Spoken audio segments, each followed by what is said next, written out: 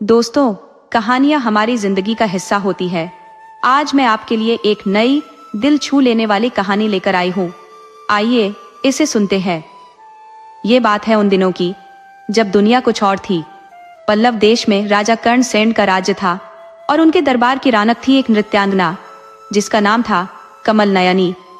राजा साहब तो कमल नयनी पर ऐसे मोहित थे जैसे भंवरा कमल पर, मगर कमल नयनी वो तो बस एक किरदार निभा रही थी, क्योंकि वो राज नर्तकी थी और उन्हें ये डर था कि कहीं सच बोलने पर उनकी सियासत वाली कुर्सी न छिन जाए। उनकी आंखों में तो बस दौलत और शान और शौकत का सपना तैरता था, किसी सुनहरी मछली की मानिंद। इतना आलीशान महल, इतने सारे सेवक सेविकाएं, भला कौन इन्हें ठोकर मारना चाहेगा। राजा कर्णसेन ने एक दिन उनसे कहा, देखो हमारी 2 रानियां और 5 बेटे तो है ही, तुम भी हमारी तीसरी बेगम बन जाओ। मगर कमल नयनी वो तीसरी रानी बनने को तो तैयार थी, पर उनके दिल में एक कांटा था। बोली, रानी तो मैं कहलाऊंगी हुजूर, पर जो मेरी कोख से जन्मेगा उसे क्या वो इज्जत, वो मर्तबा मिलेगा जो मिलना चाहिए। अब सुनिए। कमल नयनी जब नाचती थी तो श्याम नाम का एक शख्स मृदंग पर ऐसी थाप देता था कि समा बंध जाता था। कमल जब थिरकती तो श्याम की उंगलियां मृदंग पर जादू जगाती। श्याम के दिल में कमल नयनी के लिए बेपनाह मोहब्बत थी, किसी दरिया की तरह गहरी, मगर जुबान पर लाने की हिम्मत कभी न हुई। और एक मयूरी थी, कमल नयनी की सखी सहेली। वो श्याम पर मरती थी, श्याम की दीवानी थी। खूबसूरती, अक्लमंदी, नाच गाने में महारत, सब कुछ था मयूरी में। वो कमल नयनी को सच्चे दिल से अपनी स्वामिनी मानती थी, पर हाय रे मजबूरी, दिल तो श्याम के लिए धड़कता था। आज पड़ोस के मुल्क के राजा साहब खास तौर पर कमल नयनी का नाच देखने तशरीफ लाए हैं।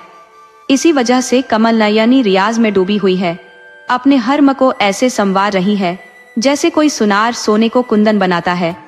उनके साजिंदे भी तैयार है, मगर आज श्याम का दिल कुछ बैठा बैठा सा है। उसे एक अजीब सी घबराहट हो रही है। वो सोच रहा है कि जब फिर से राज दरबार में कमल नयनी के घुंघरू बजेंगे तो हर कोई उनकी तारीफों के पुल बांधेगा, पर कुछ लोग ऐसे भी होंगे जो छिछोरी बातें करेंगे, गंदी नजर से देखेंगे। ये ख्याल आते ही श्याम का चेहरा उतर जाता है, जैसे शाम का सूरज ढल गया हो। कमल नयनी को जरा भी कोई कांटा चुभे तो श्याम का दिल ऐसे तड़पता है मानो किसी ने कलेजे पर छुरी चला दी हो, खासकर जब कोई उनके बारे में ऊल जलूल बकता है। रात का साया गहरा हो चला था। मयूरी ने बड़े ही हुनर से, किसी चित्रकार की तरह, कमल नयनी का श्रृंगार किया। कमल नयनी आज बला की खूबसूरत लग रही थी, जैसे आसमां से कोई अप्सरा उतर आई हो। जब वो सज धज कर राजमहल में पहुंची तो सबकी निगाहें उन पर ऐसे टिक गई जैसे चांद पर टिकती है। राजा कर्णसेन ने हुक्म दिया, महफिल शुरू की जाए, नाच प्रारंभ हो। राजा के हुक्म की देर थी कि कमल नयनी ने अपने नाच का आगाज किया। और क्या आगाज था। श्याम के मृदंग और कमल नयनी के घुंघरुओं ने मिलकर ऐसा जादू बिखेरा कि दरबार में बैठा हर शख्स अपनी सुध बुद्ध खो बैठा, किसी ने पलक तक नहीं झपकाई। कमल नयनी की हर अदा, हर थिरकन में गजब का नशा था, बिजली सी फुर्ती थी, और आत्मविश्वास तो उनके चेहरे से ऐसे झलक रहा था जैसे सुबह का सूरज। उनका एक एक अंग कहानी कह रहा था। मर्दों की जमात तो उन्हें देखकर आहें भर रही थी। हर कोई मन ही मन सोच रहा था कि काश कमल नयनी बस उनकी हो जाए। नाच जब अपने अंजाम पर पहुंचा तो पूरा राज दरबार तालियों की गड़गड़ाहट से गूंज उठा, जैसे बादल गरज रहे हों। हर कोई कह रहा था, क्या खूब नाची कमल नयनी, वाह वाह। पड़ोसी राजा भी उनकी कला के ऐसे कायल हुए कि अपने हाथों में पहनी हीरे की बेशकीमती अंगूठी उतारकर कमल नयनी को इनाम में दे दी। मगर श्याम को यह सब देखकर अच्छा नहीं लगा। उसका दिल किसी ने निचोड़ दिया हो ऐसा महसूस हुआ। वो चुपचाप दरबार छोड़कर वहां से चला गया। उसे ये गवारा नहीं था कि कोई अपने जिस्म से उतारे हुए जेवर उसकी तरफ ऐसे उछाले जैसे कोई भीख दे रहा हो। श्याम के लिए उसकी कला अनमोल थी, किसी हीरे मोती से कहीं ज्यादा कीमती। पर कमल नयनी को इन बातों से कोई फर्क नहीं पड़ता था। वो तो बस इसी राग रंग, इसी वाहवाही में मग्न थी, जैसे कोई तितली फूलों के रस में खोई हो। महफिल खत्म हुई तो कमल नयनी अपने कमरे में लौटी, पर श्याम कहीं नजर नहीं आया। तभी मयूरी ने पूछा, आप श्याम को ढूंढ रही है ना? कमल नयनी कहने लगी, हाँ पता नहीं आज कहाँ रूठ कर चला गया है, जैसे अमावस का चांद गायब हो गया हो। मयूरी बोली, वो रूठ कर भला कहाँ जाएंगे, नदी किनारे जाकर बैठ जाते हैं, वहीं गए होंगे। आप फिक्र न करें, गुस्सा ठंडा होते ही खुद लौट आएंगे, जैसे पानी ढलान पर लौट आता है। कमल नयनी ने कहा, अच्छा तो जनाब रूठ कर चले गए हैं। फिर बोली, अरे वो तो है ही ऐसे, क्या तुम बरसों से उन्हें जानती नहीं हो? मयूरी ने कहा, परंतु ऐसा बर्ताव। कमल नयनी मयूरी से कहने लगी, उनके ऐसे करने से मुझे दुख होता है। खैर वो आ ही जाएंगे, चलो हम और तुम चलकर खाना खाते हैं। मयूरी बोली, कितनी बार कहा है मालकिन मत कहा करो, मैं तो बस तुम्हारी सखी हूँ, अपनी दोस्त समझो मुझे। और फिर कहा, चलो अब खाना खाते हैं। इतना कहकर कमल नयनी मयूरी के संग भोजन करने चली गई, जैसे दो हंसिनिया साथ में दाना चुगने निकली हूँ। उधर राज दरबार में राजा कर्ण सिंह के जो राजपुरोहित थे, वो अब काफी बूढ़े हो चले थे, जैसे कोई पुराना बरगद का पेड़ हो। राजपुरोहित जी, जिनका नाम विक्रम था, उन्होंने राजा कर्ण से कहा, राजन अब मेरा शरीर थक चुका है, जैसे कोई पुरानी नाव हो जो और सफर न कर सके। मुझ में अब मंदिर का कामकाज संभालने की ताकत नहीं रही। मेरी अपनी कोई औलाद भी नहीं है, वरना ये पद मैं उसे ही सौंप देता। अब आप किसी नौजवान को इस पद पर बिठाएं। तब राजा कर्ण सेन बोले, लेकिन मैं किसे राजपुरोहित बनाऊं? राजपुरोहित विक्रम बोले, राजन मैं मजबूर हूं। तभी कर्ण के एक पड़ोसी मित्र राजा ने कहा, मित्र तुम चिंता मत करो, जैसे रात के बाद सुबह आती है, वैसे ही हर मुश्किल का हल होता है। मैं एक ऐसे शख्स को जानता हूँ जो राजपुरोहित बनने के काबिल है, किसी हीरे की तरह। वो आपके राज्य में राजपुरोहित का पद बखूबी संभाल लेंगे। इस बात पर दोनों दोस्त आपस में बातें करने लगे। कर्णसेन ने अपने पड़ोसी मित्र से कहा, मित्र तुमने तो मेरी बहुत बड़ी मुश्किल आसान कर दी, जैसे किसी प्यासे को पानी मिल गया हो। उनके मित्र ने जवाब दिया, अरे ये क्या बात हुई, दोस्त ही तो दोस्त के काम आता है, जैसे एक हाथ दूसरे हाथ की मदद करता है। अब जो पड़ोसी राज्य था, वहां के राजा ने नए पुरोहित जी को कर्णसेन के राज्य में भेज दिया। नए पुरोहित जी उम्र में कम थे, लेकिन हृष्टपुष्ट और तेजस्वी थे, किसी उगते सूरज की तरह। महल की औरतें उन्हें देखकर आपस में फुसफुसा रही थी, देखो तो नए पुरोहित जी किसी राजकुमार से कम नहीं लगते, कितने सुंदर है, और सबसे बड़ी बात, किसी की तरफ आंख उठाकर भी नहीं देखते, कितने चरित्रवान है, जैसे कोई देवता हो। ये बातें उड़ते उड़ते हवा के झोंके की तरह कमल नयनी तक भी पहुंची। मयूरी ने उन्हें सारी कहानी सुनाई। कमल नयनी ने बड़े घमंड से किसी मगरूर मोरने की तरह कहा, मैंने अच्छे अच्छों का गुरूर तोड़ा है, इस पुरोहित को तो मैं चुटकियों में अपने बस में कर लूंगी, जैसे कोई मदारी संपेरे को वश में करता है।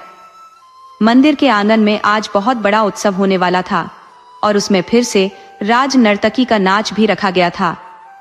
कमल नयनी खास तौर पर नए राजपुरोहित को देखने के लिए बेताब थी, इसीलिए वो नाच का और भी ज्यादा अभ्यास कर रही थी, क्योंकि वो पुरोहित को अपनी ओर खींचना चाहती थी, जैसे चुंबक लोहे को खींचता है। मंदिर के प्रांगण में अभी सूरज देवता ने अपनी किरणें पूरी तरह बिखेरी भी नहीं थी। भोर का समय था, हर तरफ सजावट चल रही थी, जैसे कोई दुल्हन सज रही हो। मंदिर में आज देवी दुर्गा की एक नई मूर्त की स्थापना होनी थी, जो पड़ोसी राजा ने दोस्ती के नाते तोहफे में भेजी थी। नगर के सभी लोगों को न्योता दिया गया था। राजा कर्णसेन का हुक्म था कि आज किसी भी घर में चूल्हा नहीं जलेगा, सब लोग शाही भोज में शामिल होंगे। दिन चढ़ने तक सभी नगरवासी मंदिर पहुंच चुके थे, जैसे मधुमक्खियां शहद के छत्ते पर जमा होती है। भोजन की तैयारियां सुबह सवेरे से ही चल रही थी। पकवानों की खुशबू चारों ओर फैल रही थी। अब बस महाराज के पधारने का इंतजार था। सभी लोग अपनी अपनी जगह पर अदब से खड़े थे। कुछ देर बाद महाराज पधारे और अपने सिंहासन पर ऐसे विराजमान हुए जैसे जंगल का राजा शेर अपनी गुफा में बैठता है। अब स्थापना का शुभ मुहूर्त आ गया था। देवी की स्थापना के लिए नए पुरोहित जी, जिनका नाम गौरी शंकर था, उन्हें बड़े आदर सत्कार के साथ बुलाया गया। उन्होंने पूरे विधि विधान से देवी की स्थापना की। उनके साथ वो पुराने पुरोहित जी भी थे, जिन्होंने अपना पद छोड़ने की घोषणा की थी। पुराने पुरोहित जी ने घोषणा की, मैं तहे दिल से नवीन पुरोहित जी का स्वागत करता हूँ जैसे धरती बारिश का स्वागत करती है। इसके बाद मंदिर के आंगन में कमल नयनी का नाच शुरू हुआ। नाचते नाचते कमल नयनी ने देवी के चरणों में फूल चढ़ाए, पर गौरी शंकर जो नए राजपुरोहित थे, उन्होंने फौरन टोकते हुए कहा, तुम जैसी औरत देवी को फूल कैसे चढ़ा सकती है? ये तो ऐसा हुआ जैसे कीचड़ से कमल को मैला करना। कमल नयनी ने यह सुना तो आग बबूला हो गई, किसी घायल शेरनी की तरह बोली, माफ कीजिए महाराज, लेकिन आज तक किसी ने मेरा ऐसा अपमान नहीं किया। मैं क्यों फूल नहीं चढ़ा सकती? आज तक किसी की इतनी हिम्मत नहीं हुई कि कोई मुझसे ऐसे बात कर सके। तब गौरी शंकर बोले, देवताओं के दर्शन करने का तुम्हें कोई हक नहीं है, तुम क्यों फूल चढ़ा रही हो? वो कहने लगी, क्यों, इसमें मेरा क्या कसूर है? तब राजपुरोहित कहने लगे, तुम एक नर्तकी हो, तुम्हारा यहाँ कोई काम नहीं। तुम्हारा काम तो अपने बनाव सिंगार और नाच गाने से मर्दों का दिल बहलाना है, जैसे कोई बाजीगर अपने करतब दिखाता है। यही तुम्हारा सबसे बड़ा काम है। इतना सुनना था कि कमल नयनी गुस्से से लाल पीली हो गई। उन्होंने श्याम से कहा, चलो श्याम यहाँ से। फिर महाराज से बोली, माफ कीजिए महाराज, लेकिन आपने सही आदमी को राजपुरोहित नहीं बनाया। जिस इंसान को यह भी नहीं मालूम कि एक औरत से कैसे बात की जाती है, वो भला राज मंदिर का इतना बड़ा पद कैसे संभाल पाएगा? इतना कहकर कमल नयनी किसी फूंफकारती हुई नागिन की तरह वहां से चली गई। महाराज विक्रमसेन यानी महाराज कर्णसेन ने गौरी शंकर से बड़ी नरमी से कहा, राजपुरोहित जी, आज तक किसी ने भी किसी नाचने वाली को मंदिर में जाने से नहीं रोका था। फिर भी अगर आप नहीं चाहते तो आज के बाद कोई नृत्यांगना मंदिर में कदम नहीं रखेगी, जैसे सूरज रात में नहीं निकलता। तब वो राजपुरोहित कहने लगे, जी बहुत बहुत शुक्रिया, मुझे आपसे ऐसी ही उम्मीद थी जैसे प्यासे को पाने की होती है। उधर कमल नयनी को बहुत ज्यादा गुस्सा आ रहा था। उनका आत्मसम्मान बुरी तरह घायल हो गया था, जैसे किसी फूल को मसल दिया गया हो। उन्होंने मन में सोचा, जिसके एक इशारे पर इतने सारे मर्द अपनी जान तक देने को तैयार हो जाते हैं, उस पर मंदिर के एक मामूली से पुरोहित ने जरा भी ध्यान नहीं दिया। उसकी सुंदरता पर वो जरा भी नहीं लट्टू हुआ, उलटे उसे देवी पर फूल चढ़ाने से रोक दिया। कमल नयनी ने अब जिद पकड़ ली कि वो राजपुरोहित का ध्यान अपनी ओर खींचकर ही रहेंगी। एक न एक दिन वो जरूर राजपुरोहित को अपने हुस्न के जाल में फंसाएंगी, जैसे मकड़ी मक्खी को फंसाती है। क्योंकि उन्हें अपनी सुंदरता पर बड़ा नाज था, किसी घमंडी मोर की तरह कमल नयनी अपनी हट पर अड़ गई। उन्होंने गौरी शंकर के बारे में सब कुछ जानने की कोशिश शुरू कर दी, जैसे कोई जासूस सुराग ढूंढता है। कुछ कुछ बातों में वो कामयाब भी हो गई। उन्हें पता चल गया कि गौरी शंकर की दिन भर की दिनचर्या क्या है। गौरी शंकर सुबह सबसे पहले गंगा नहाने जाते हैं, उसके बाद शिव मंदिर में पूजा पाठ करते हैं। ये बात कमल नयनी ने बहुत जल्दी पता लगा ली। उन्होंने मयूरी के साथ मिलकर एक योजना बनाई। देखती हूँ ये पुरोहित कब तक अपना धर्म और चरित्र बचाता है। दोनों गंगा किनारे पहुंची और झाड़ियों के पीछे छिपकर गौरी शंकर के आने का इंतजार करने लगी, जैसे शिकारी अपने शिकार का इंतजार करता है।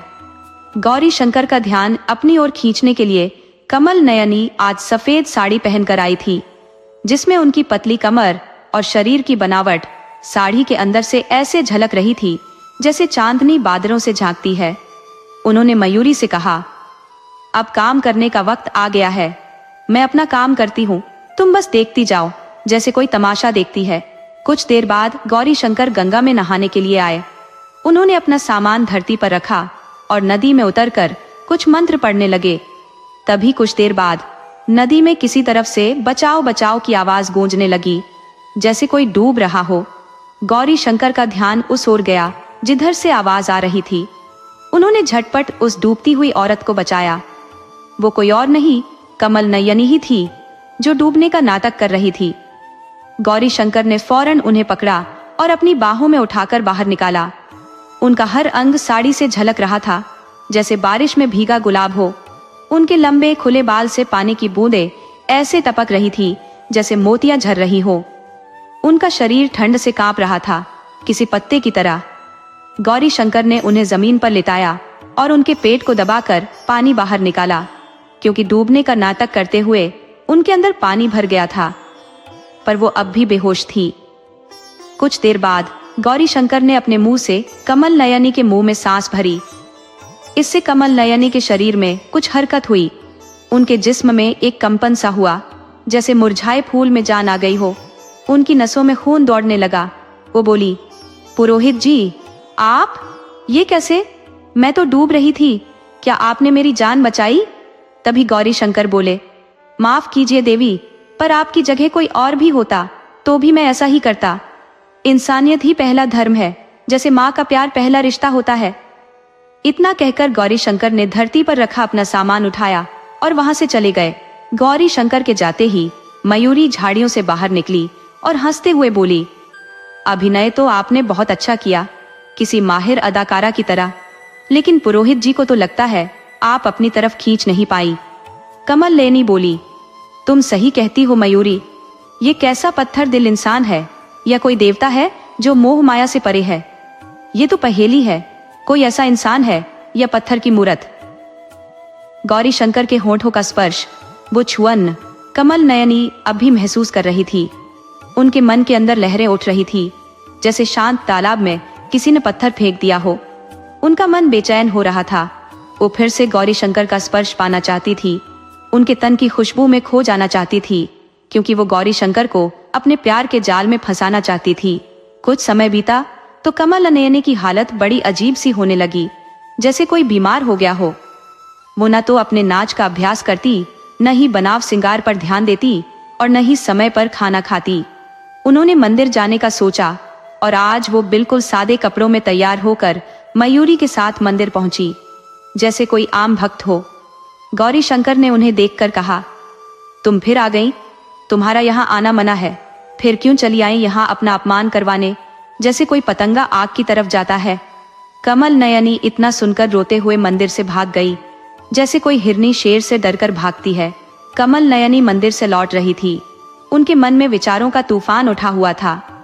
वो सोच रही थी, मैं तो साफ दिल से देवताओं के दर्शन करने गई थी, पर पुरोहित जी ने तो मुझे बेइज्जत करके भगा दिया। क्यों वो मेरा दिल दुखाते हैं? उन्हें ऐसा करने में कौन सा मजा मिलता है? मैं अब इसका जवाब खुद राज पुरोहित जी से ही मांगूंगी। वो बार बार मेरा अपमान नहीं कर सकते, जैसे कोई बार बार एक ही घाव पर नमक नहीं छिड़क सकता। अब कमल नयनी के मन में एक विचार आया कि वो राज पुरोहित से पूछेगी कि आखिर वो ऐसा क्यों करते हैं। मंदिर में तो वो जा नहीं सकती और महल के कमरे में उन्हें बुलाना भी ठीक नहीं होगा। इस काम के लिए उन्होंने फिर से मयूरी से कहा, तुम पूजा पाठ करके ये पता लगाओ कि राज पुरोहित जी अपने घर की ओर कब निकलते हैं और उनका घर कहाँ है। उनके सवालों का जवाब मैं उनसे वहीं पर लूंगी, जैसे अदालत में मुजरिम से सवाल पूछे जाते हैं। तब मयूरी ने पता लगा लिया कि पूजा अर्चना करने के बाद दोपहर के समय राज पुरोहित जी अपने घर पर आराम करने के लिए जाते हैं और सूरज ढलने से पहले मंदिर लौट आते हैं। मयूरी ने कमल नयनी को सब बता दिया। अब कमल नयनी ने ठान लिया कि राज पुरोहित जी से उन्हें अपने सवालों का जवाब चाहिए ही चाहिए। इसलिए उन्होंने मयूरी के संग मिलकर एक और योजना बनाई, किसी चतुर सेनापति की तरह। मयूरी ने भी कोई ऐतराज नहीं किया। उसने कमल नयनी के साथ पुरोहित जी के घर जाने के लिए हाँ कर दी। दोनों मंदिर के पीछे छिपकर पुरोहित जी के जाने का इंतजार करने लगी। जब पुरोहित जी अपने घर की ओर निकले तो दोनों छुप छुप कर उनके पीछे पीछे चल दी, जैसे बिल्ली दबे पांव चूहे का पीछा करती है। परंतु कमल नयनी को एक बात समझ नहीं आ रही थी। उनके मन में एक सवाल कांटे की तरह चुभ रहा था। पुरोहित जी ने राजमहल से इतनी दूर अपना घर क्यों बनाया? वो चाहते तो महल में भी रह सकते थे, जैसे बाकी दरबारी रहते हैं, पर इसका कोई न कोई ठोस कारण जरूर होगा। दोपहर का समय था, सूरज आग बरसा रहा था। कमल नयनी कभी भी इस समय राजमहल से बाहर नहीं निकली थी। वो बहुत ही नाजुक थी, किसी फूल की पंखुड़ी की तरह। सूरज की गर्मी से उनका चेहरा मुरझाने लगा। रास्ता भी ऊबड़ खाबड़ और धूल मिट्टी से भरा हुआ था। रास्ते में बहुत से पेड़ लगे हुए थे, जिनके पीछे वो दोनों छिपते छिपाते गौरी शंकर के पीछे चलती जा रही थी। राज्य से बाहर निकलते ही किसानों के खेत शुरू हो गए, हरे भरे, जैसे किसी ने धरती पर हरी चादर बिछा दी हो। वहीं पर किसानों के मिट्टी से बने खपरेल वाले घर भी थे और उन्हीं के बीच एक छोटा सा मिट्टी और खपरेल से बना घर था। घर के चारों ओर छोटी छोटी लकड़ी की पट्टियों से गोल घेरा बनाया गया था, शायद बाड़े के लिए। थोड़ी दूर पर एक कुआं था और पास में ही फूलों की एक छोटी सी क्यारी लगी हुई थी, जिसमें रंग बिरंगे फूल खिले थे, जैसे किसी ने रंग बिखेर दिए हो। यही घर राजपुरोहित जी का था। कमल नयनी और मयूरी दूर एक पेड़ की आड़ में छिप गईं। उन्होंने देखा गौरी शंकर ने घर के दरवाजे पर जाकर किवाड़ की सांकल खटखटाई। तब एक बूढ़ी औरत ने दरवाजा खोला। कमल नयनी और उनकी सखी मयूरी थोड़ा आगे बढ़ी।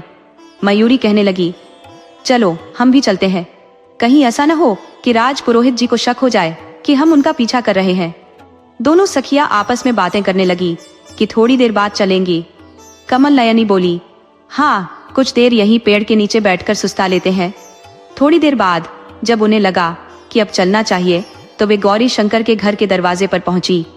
कमल नयनी ने किवाड़ की सांकल खटखटाई। खुशकिस्मती से दरवाजा गौरी शंकर ने ही खोला। उन्होंने दोनों से पूछा, आप दोनों मेरे घर पर? कोई खास काम था क्या? मयूरी झट से बोली, जी नहीं, ऐसा कोई खास काम तो नहीं है, बस हम तो आपका घर देखना चाहते थे, जैसे कोई नई जगह देखने आता है। गौरी शंकर ने दोनों को मेहमान वाले कमरे में ले जाकर बिठा दिया। कुछ देर बाद वो कुछ लड्डू और पानी लेकर मेहमान वाले कमरे में आए और दोनों से बोले, लीजिए, आप लोग जलपान कीजिए, तब तक मैं आता हूँ। इतना कहकर वो चले गए। क्योंकि दोनों गर्मी में आई थी और प्यास से उनका गला सूख रहा था, जैसे रेगिस्तान में पानी की कमी हो, इसलिए दोनों ने बिना किसी झिझक के पानी पी लिया। कुछ देर बाद गौरी शंकर एक बूढ़ी औरत के साथ वहां आए। उनकी गोद में 2 साल का एक बच्चा भी था, जो किसी खिलौने की तरह प्यारा लग रहा था। उसका परिचय करवाते हुए गौरी शंकर बोले, इनसे मिलिए, ये मेरी माताजी है। तभी मयूरी का ध्यान उस बच्चे पर गया। गौरी शंकर की माताजी ने बताया, ये गौरी शंकर का बेटा है। ये सुनकर कमल नयनी को एक जोर का झटका लगा, जैसे किसी ने उनके पैरों तले से जमीन खींच ली हो। तभी मयूरी ने गौरी शंकर की माता से दूसरा सवाल पूछा, तो राजपुरोहित जी की पत्नी कहाँ है? तब उनकी माताजी बोली, चलो आओ, मैं तुम लोगों को उनसे मिलवाती हूँ। इतना कहकर गौरी शंकर की माताजी उन दोनों को लेकर दूसरे कमरे में चली गई। दोनों ने उस कमरे में जाकर देखा कि गौरी शंकर की पत्नी पलंग पर लेटी हुई है। उनके चेहरे पर एक अजीब सी उदासी थी। उन्होंने अपनी सासू माँ और उन दोनों को देखकर इशारे से पूछा, ये लोग कौन है? तब उनकी सासू माँ ने कहा, ये लोग पुरोहित जी से मिलने आए हैं। ये तो मुझे भी नहीं मालूम कि कौन है, पर ऐसा लगता है कि गौरी शंकर इन दोनों को जानता है।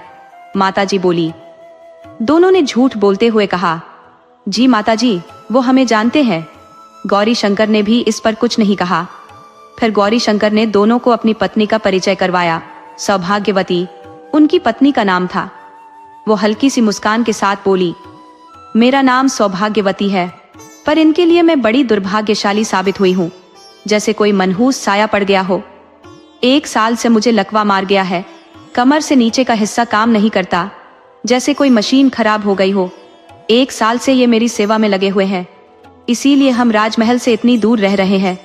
कभी कभी तो मुझे इन पर बड़ा तरस आता है। गौरी शंकर ने अपनी पत्नी से कहा, कैसी बातें करती हो सुभागी, मैंने कभी तुम्हें कष्ट में देखा है क्या? या तुमने मुझे कभी कोई दुख दिया है? अगर ऐसा कुछ मेरे साथ हो जाता तो क्या तुम मुझे छोड़कर चली जाती? वो कहने लगी, मैं तो बहुत किस्मत वाली हूँ जो मुझे आप मिले, जैसे किसी अंधे को आंखें मिल गई हो। मेरे पति मेरी बहुत सेवा करते हैं। तब पुरोहित जी की माँ ने दोनों से कहा, चलिए भोजन कर लीजिए। लेकिन कमल नयनी ने खाने के लिए मना कर दिया। उनका दिल भारी हो गया था। तभी सौभाग्यवती ने पूछा, आप दोनों ने अपने अपने नाम तो बताए ही नहीं? तब कमल नयनी कहने लगी, मेरा नाम कमल है। और ये उन्होंने बड़ी देर से अटकते हुए कहा। मयूरी बोली, मेरा नाम मयूरी है। सौभाग्यवती ने उन दोनों से कहा, अरे कोई देर नहीं हुई, आप लोग खाना खाकर जाइए। दोनों कहने लगी, नहीं नहीं, हमें देर हो रही है, हमें भोजन नहीं करना। लेकिन राजपुरोहित की पत्नी बार बार कहने लगी, नहीं, कोई देर नहीं हो रही है, खाना खाकर जाइए। सौभाग्यवती बोली। मयूरी ने कहा, माफ करें पुरोहित जी की पत्नी, किंतु आज हमें जाना जरूरी है। फिर कभी आएंगे तो जरूर भोजन करेंगे, जैसे मेहमान दोबारा आने का वादा करते हैं। तब वो कहने लगी, ठीक है, अब नहीं रोकूंगी, पर अगली बार आओ तो थोड़ा समय लेकर आना, ताकि कुछ देर बैठकर बातें कर सके, जैसे पुराने दोस्त मिलते हैं, सौभाग्यवती ने कहा। गौरी शंकर के घर से वापस आकर कमल नयनी की सोचने समझने की शक्ति जैसे खत्म हो गई थी। वो अपने महल में आ गई थी और दोनों बैठी हुई बातें कर रही थी। कमल नयनी अब गौरी शंकर से प्यार करने लगी थी और दिन रात उन्हीं के सपनों में खोई रहती थी, जैसे कोई जोगन अपने इष्ट के ध्यान में लीन हो। उनके परिवार से मिलकर उन्हें बहुत दुख हो रहा था, लेकिन वो अपने दिल के हाथों मजबूर थी, जैसे कोई पतंग डोर के सहारे उड़ती है। अब वो आए दिन गौरी शंकर के घर जाने लगी। सौभाग्यवती को कमल का आना अच्छा लगता था, पर जिस नजर से कमल नयनी गौरी शंकर को देखती थी, वो बात सौभाग्यवती ने बड़ी गहराई से भांप ली थी, जैसे कोई जौहरी असली नकली हीरे को परख लेता है। उधर श्याम भी कमल नयनी के इस बदले हुए व्यवहार को देखकर हैरान था, जैसे किसी ने उसका जाना पहचाना नक्शा ही बदल दिया हो। जो कमल नयनी हमेशा लोभ मोह में जकड़े रहती थी, किसी रेशम के कीड़े की तरह, अचानक उसके स्वभाव में इतना बड़ा बदलाव कैसे आ गया। उसका वो घमंड, वो अकड़ तो जैसे कहीं खो ही गई थी। इसका कारण उसने मयूरी से जानना चाहा। क्या हो गया है कमल नयनी को, क्यों वो इतनी बदल गई है? न तो नाचती है और न ही राजा के पास जाती है। उनसे भी उसने दूरी बना ली है। जब भी राजा उसे बुलाते हैं तो ये कहकर टाल देती है कि मेरी तबीयत ठीक नहीं है। मयूरी कहने लगी, जैसे मैं तुमसे प्यार करती हूँ वैसे ही वो भी किसी से प्यार करती है। श्याम बोला, तुम कहना क्या चाहती हो, साफ साफ कहो। तब मयूरी ने कहा, कमल नयनी को राजपुरोहित जी से प्यार हो गया है, लेकिन राजपुरोहित जी उनसे प्यार नहीं करते, पर वो तो किसी और से प्यार करती है। श्याम कहने लगा, नहीं, क्योंकि श्याम तो कमल नयनी को बहुत प्यार करता था। मयूरी बोली, जैसे तुम कमल नयनी से प्यार करते हो, पर कमल नयनी तुम्हें प्यार नहीं करती, उसी तरह कमल नयनी राजपुरोहित से प्यार करती है, लेकिन राजपुरोहित उससे प्यार नहीं करता। और मैं आपसे प्यार करती हूँ, पर आप मुझसे प्यार नहीं करते। ये तो प्यार का एक अजीब चक्कर है, जैसे कोई उलझी हुई डोर हो। तब श्याम कहने लगा, कहना क्या चाहती हो मयूरी, जरा खुलकर बताओ, पहेलियां मत बुझाओ। तब मयूरी ने श्याम को सारी बात नहीं बताई, बस इतना कहा, समय आने पर तुम्हें सब पता चल जाएगा, जैसे फूल वक्त आने पर ही खिलता है। इतना कहकर मयूरी वहां से चली गई। गौरी शंकर और सौभाग्यवती के विवाह की सालगिरह थी। उन्होंने कमल नयनी और मयूरी को मेहमान के तौर पर अपने घर बुलाया। दोनों गौरी शंकर के घर गई। कमल नयनी ने गौरी शंकर से डरते डरते पूछा, क्या मैं माताजी के साथ रसोई घर में उनकी मदद कर सकती हूँ? क्योंकि आपने मेरा मंदिर में जाना तो बंद कर रखा है, जैसे किसी कैदी को कालकोठरी में डाल दिया हो। गौरी शंकर कहने लगे, हाँ क्यों नहीं, तुम मेरी मेहमान हो और मेहमान तो भगवान का रूप होता है, जैसे अतिथि देवो भव। रही मंदिर की बात, तो वो मेरा धर्म और मेरा कर्तव्य है, मेरी निष्ठा और ईमानदारी है। सबका विश्वास है मुझसे जुड़ा। मुझे डर है कि कहीं कुछ ऐसा न हो जाए जिससे सबकी श्रद्धा और आस्था डगमगा जाए, जैसे कमजोर नींव वाला घर हिल जाता है। गौरी शंकर बोले, इतना सुनकर तुम मेरी माँ के साथ यहाँ पर काम कर सकती हो। ये सुनकर कमल नयनी खुश हो गई, जैसे किसी मुरझाए पौधे को पानी मिल गया हो। वो माताजी के संग रसोई में जाकर भोजन की तैयारी करवाने लगी। साथ में मयूरी भी जुट गई। दोनों ने जल्दी से ही माताजी की मदद की और खाना बना लिया, जैसे दो कुशल बावर्ची हों। सबने रात में भोजन किया। अधिक देर होने के कारण गौरी शंकर की माँ और उनकी पत्नी ने उनसे आग्रह किया कि आज रात ज्यादा हो गई है, इसलिए अब यहीं पर रुक जाओ। माताजी और सौभाग्यवती एक कमरे में सो गई और मयूरी और कमल नयनी दूसरे कमरे में। आधी रात बीत चुकी थी, पर कमल नयनी की आंखों से नींद कोसों दूर थी, जैसे तारे रात में जागते हैं। सबके सो जाने के बाद कमल नयनी उठी और मेहमान वाले कमरे में पहुंची, जहां गौरी शंकर सो रहे थे। पूनम की रात थी। चांद का सफेद चमकीला प्रकाश चारों तरफ ऐसे फैला हुआ था जैसे किसी ने दूधिया चादर बिछा दी हो। कमल नयनी उन्हें ध्यान से देखने लगी। गौरी शंकर के घने घुंघराले काले बाल, सुंदर मुखड़ा, गुलाबी होंठ और चौड़ा सीना देखकर कमल नयनी खुद पर काबू न रख सकी। जैसे नदी का पानी बांध तोड़कर बह निकलता है, और गौरी शंकर को प्यार से छूने लगी। कमल नयनी का स्पर्श पाकर अचानक गौरीशंकर की आंखें खुल गई। इस तरह कमल नयनी को अपने से लिपटा हुआ देखकर उन्होंने उसे अपने से जोर से हटा दिया और गाल पर एक जोरदार थप्पड़ मारा, जिसकी आवाज कमरे में गूंज गई। कमल नयनी रोती हुई बोली, मेरा क्या कसूर है, बस इतना कि मैं आपसे प्यार करने लगी हूँ, जैसे चकोरी चांद से करती है। गौरीशंकर गुस्से में बोले, ये प्यार नहीं, हवस है, इसी वक्त अपने कमरे में जाओ, उन्होंने कमल नयनी को हुक्म देते हुए कहा। थप्पड़ खाकर कमल नयनी रोते हुए गौरीशंकर के पैरों में गिर पड़ी और बिलखते हुए बोली, ये हवस नहीं है पुरोहित जी, मेरा प्यार गंगा जल की तरह पवित्र है, जैसे मंदिर का दिया। बस एक बार, सिर्फ एक बार आप मुझे अपने सीने से लगा लीजिए तो मेरी आत्मा को शांति मिल जाएगी, जैसे प्यासी धरती को पानी से मिलती है। इसके बाद मैं आपसे कभी भी कुछ नहीं मांगूंगी। परंतु गौरीशंकर पत्थर की मूरत बने रहे, बोले, तुम अभी इसी वक्त यहाँ से चली जाओ, तुम्हारे दिमाग में ऐसी बात आई भी कैसे, जैसे किसी पवित्र स्थान पर गंदगी आ गई हो। ये सुनकर कमल नयनी का दिमाग सुन्न पड़ गया, जैसे किसी ने उनके सिर पर भारी चोट मारी हो। उसी समय कमल नयनी ने किवाड़ खोले और बाहर निकल गई, अंधेरी रात में, जैसे कोई भटका हुआ राही हो। सुबह जब मयूरी उठी तो कमल नयनी को अपने कमरे में न देखकर कुछ घबरा गई। उन्हें ऐसा लगा कि रात को जरूर कुछ गड़बड़ हुई है, क्योंकि कमल नयनी बहुत देर तक जाग रही थी। उन्हें नींद नहीं आ रही थी, उनके मन में कुछ बेचैनी थी, जैसे तूफान आने से पहले की शांति होती है। मयूरी ने सोचा कि उन्हें इस बारे में पुरोहित जी से ही बात करनी चाहिए। वो अपने सवालों का जवाब जानने के लिए राज पुरोहित के पास पहुंची। पुरोहित जी, कमल नयनी कहाँ है, आपको कुछ पता है? मयूरी ने पूछा। हाँ, रात को कमल नयनी गुस्सा होकर चली गई थी, पर इसमें मेरा कोई कसूर नहीं है, गौरीशंकर बोले, जैसे उन्हें कोई फर्क ही न पड़ा हो।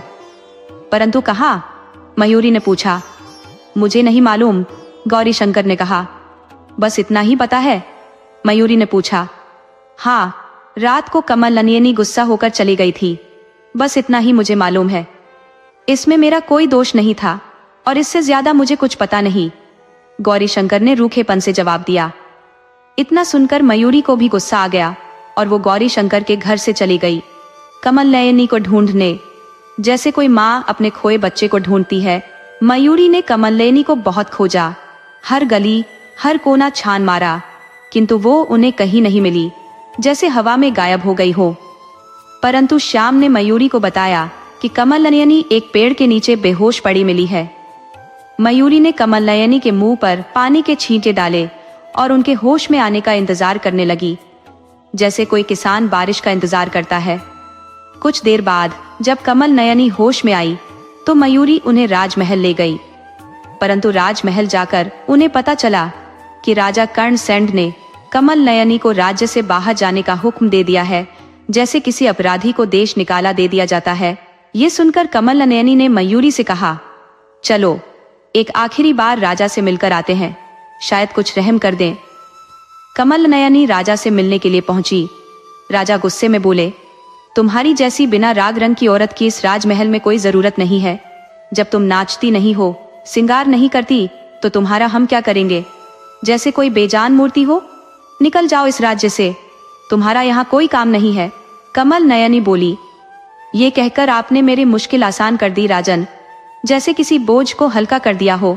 मैं भी यही चाहती थी, मैं इस दुनिया की मोह माया को छोड़ना चाहती हूँ, जैसे कोई पंछी पिंजरा छोड़कर उड़ना चाहता है। अब मैं मीरा की तरह जोगन बन गई हूँ। इस महल और राग रंग के कार्यक्रमों से मेरा अब कोई वास्ता नहीं रहा, जैसे टूटे धागे का कोई जुड़ाव नहीं होता। अच्छा राजन, चलती हूँ, अगर मुझसे कोई गलती हो गई हो तो माफ करना, भगवान आप पर कृपा बनाए रखिए। इतना कहकर दोनों ने महल को अलविदा कह दिया, जैसे कोई मुसाफिर अपनी मंजिल की ओर बढ़ता है। दोनों ने देखा कि श्याम उनकी तरफ चला आ रहा है। श्याम दोनों के पास पहुंचा और बोला, मैं भी तुम लोगों के साथ चलूंगा, जैसे परछाई साथ चलती है। तीनों महल छोड़कर चले आए। मयूरी ने पूछा, अब हम कहाँ चलेंगे? कमल नयनी बोली, मुझे नहीं मालूम, परंतु यहाँ से जाने से पहले एक आखिरी बार पुरोहित जी के दर्शन करना चाहती हूँ, वरना मेरे नैनों को चैन नहीं आएगा, जैसे मछली पानी बिना तड़पती है। मयूरी थोड़ा गुस्सा होते हुए बोली, देवी, इतना अपमान करवाने के बाद भी आपका जी नहीं भरा? अब भी आप कुछ और चाहती हैं? जो आपको ठीक लगे वो कीजिए, मैं क्या कह सकती हूँ। अब श्याम को एहसास हो रहा था कि वो कमल नयनी के प्यार की गहराई को समझ चुका है। अब उसे मालूम हो चुका था कि प्यार एक तपस्या है जो केवल सच्चे दिल में बसती है, जैसे पूजा का फूल पवित्र होता है। ऐसा लग रहा था कि अब उसने राजपुरोहित जी के प्यार में जोगन का रूप धर लिया है। कमल नयनी का प्यार सच्चा था, हकीकत था, और वो श्याम के प्यार से भी कहीं ऊंचा था, जैसे आसमान जमीन से ऊंचा होता है। श्याम मन ही मन सोच रहा था, अब मैं कभी भी अपने प्यार का इजहार उसके सामने नहीं कर पाऊंगा, क्योंकि ये अब मुमकिन ही नहीं है कि कमल नयनी मेरा प्यार स्वीकार करेगी। परंतु उसकी ऐसी हालत देखकर श्याम को उस पर दया आ रही थी, जैसे किसी घायल पंछी को देखकर आती है। अब तीनों ही बेघर हो गए थे, उनके पास कोई ठिकाना नहीं था, जैसे बिना पतवार की नाव वो राज्य की गलियों में भटक रहे थे। न साथ में कोई पैसा कौड़ी थी और न ही खाना बनाने का सामान। सबकी हालत बहुत बुरी हो चली थी, भूख से पेट में चूहे कूद रहे थे। जैसे तैसे एक मंदिर में रात गुजारी, प्रसाद खाकर पेट की आग बुझाई। दूसरे दिन सुबह श्याम बोला, बगल वाले गांव में मेरा एक दोस्त रहता है, जैसे संकट में कोई सहारा होता है। मैंने अपनी कुछ जमा पूंजी उसके पास रखवा रखी है, मैं उसके पास से अपनी पूंजी लेकर आता हूँ।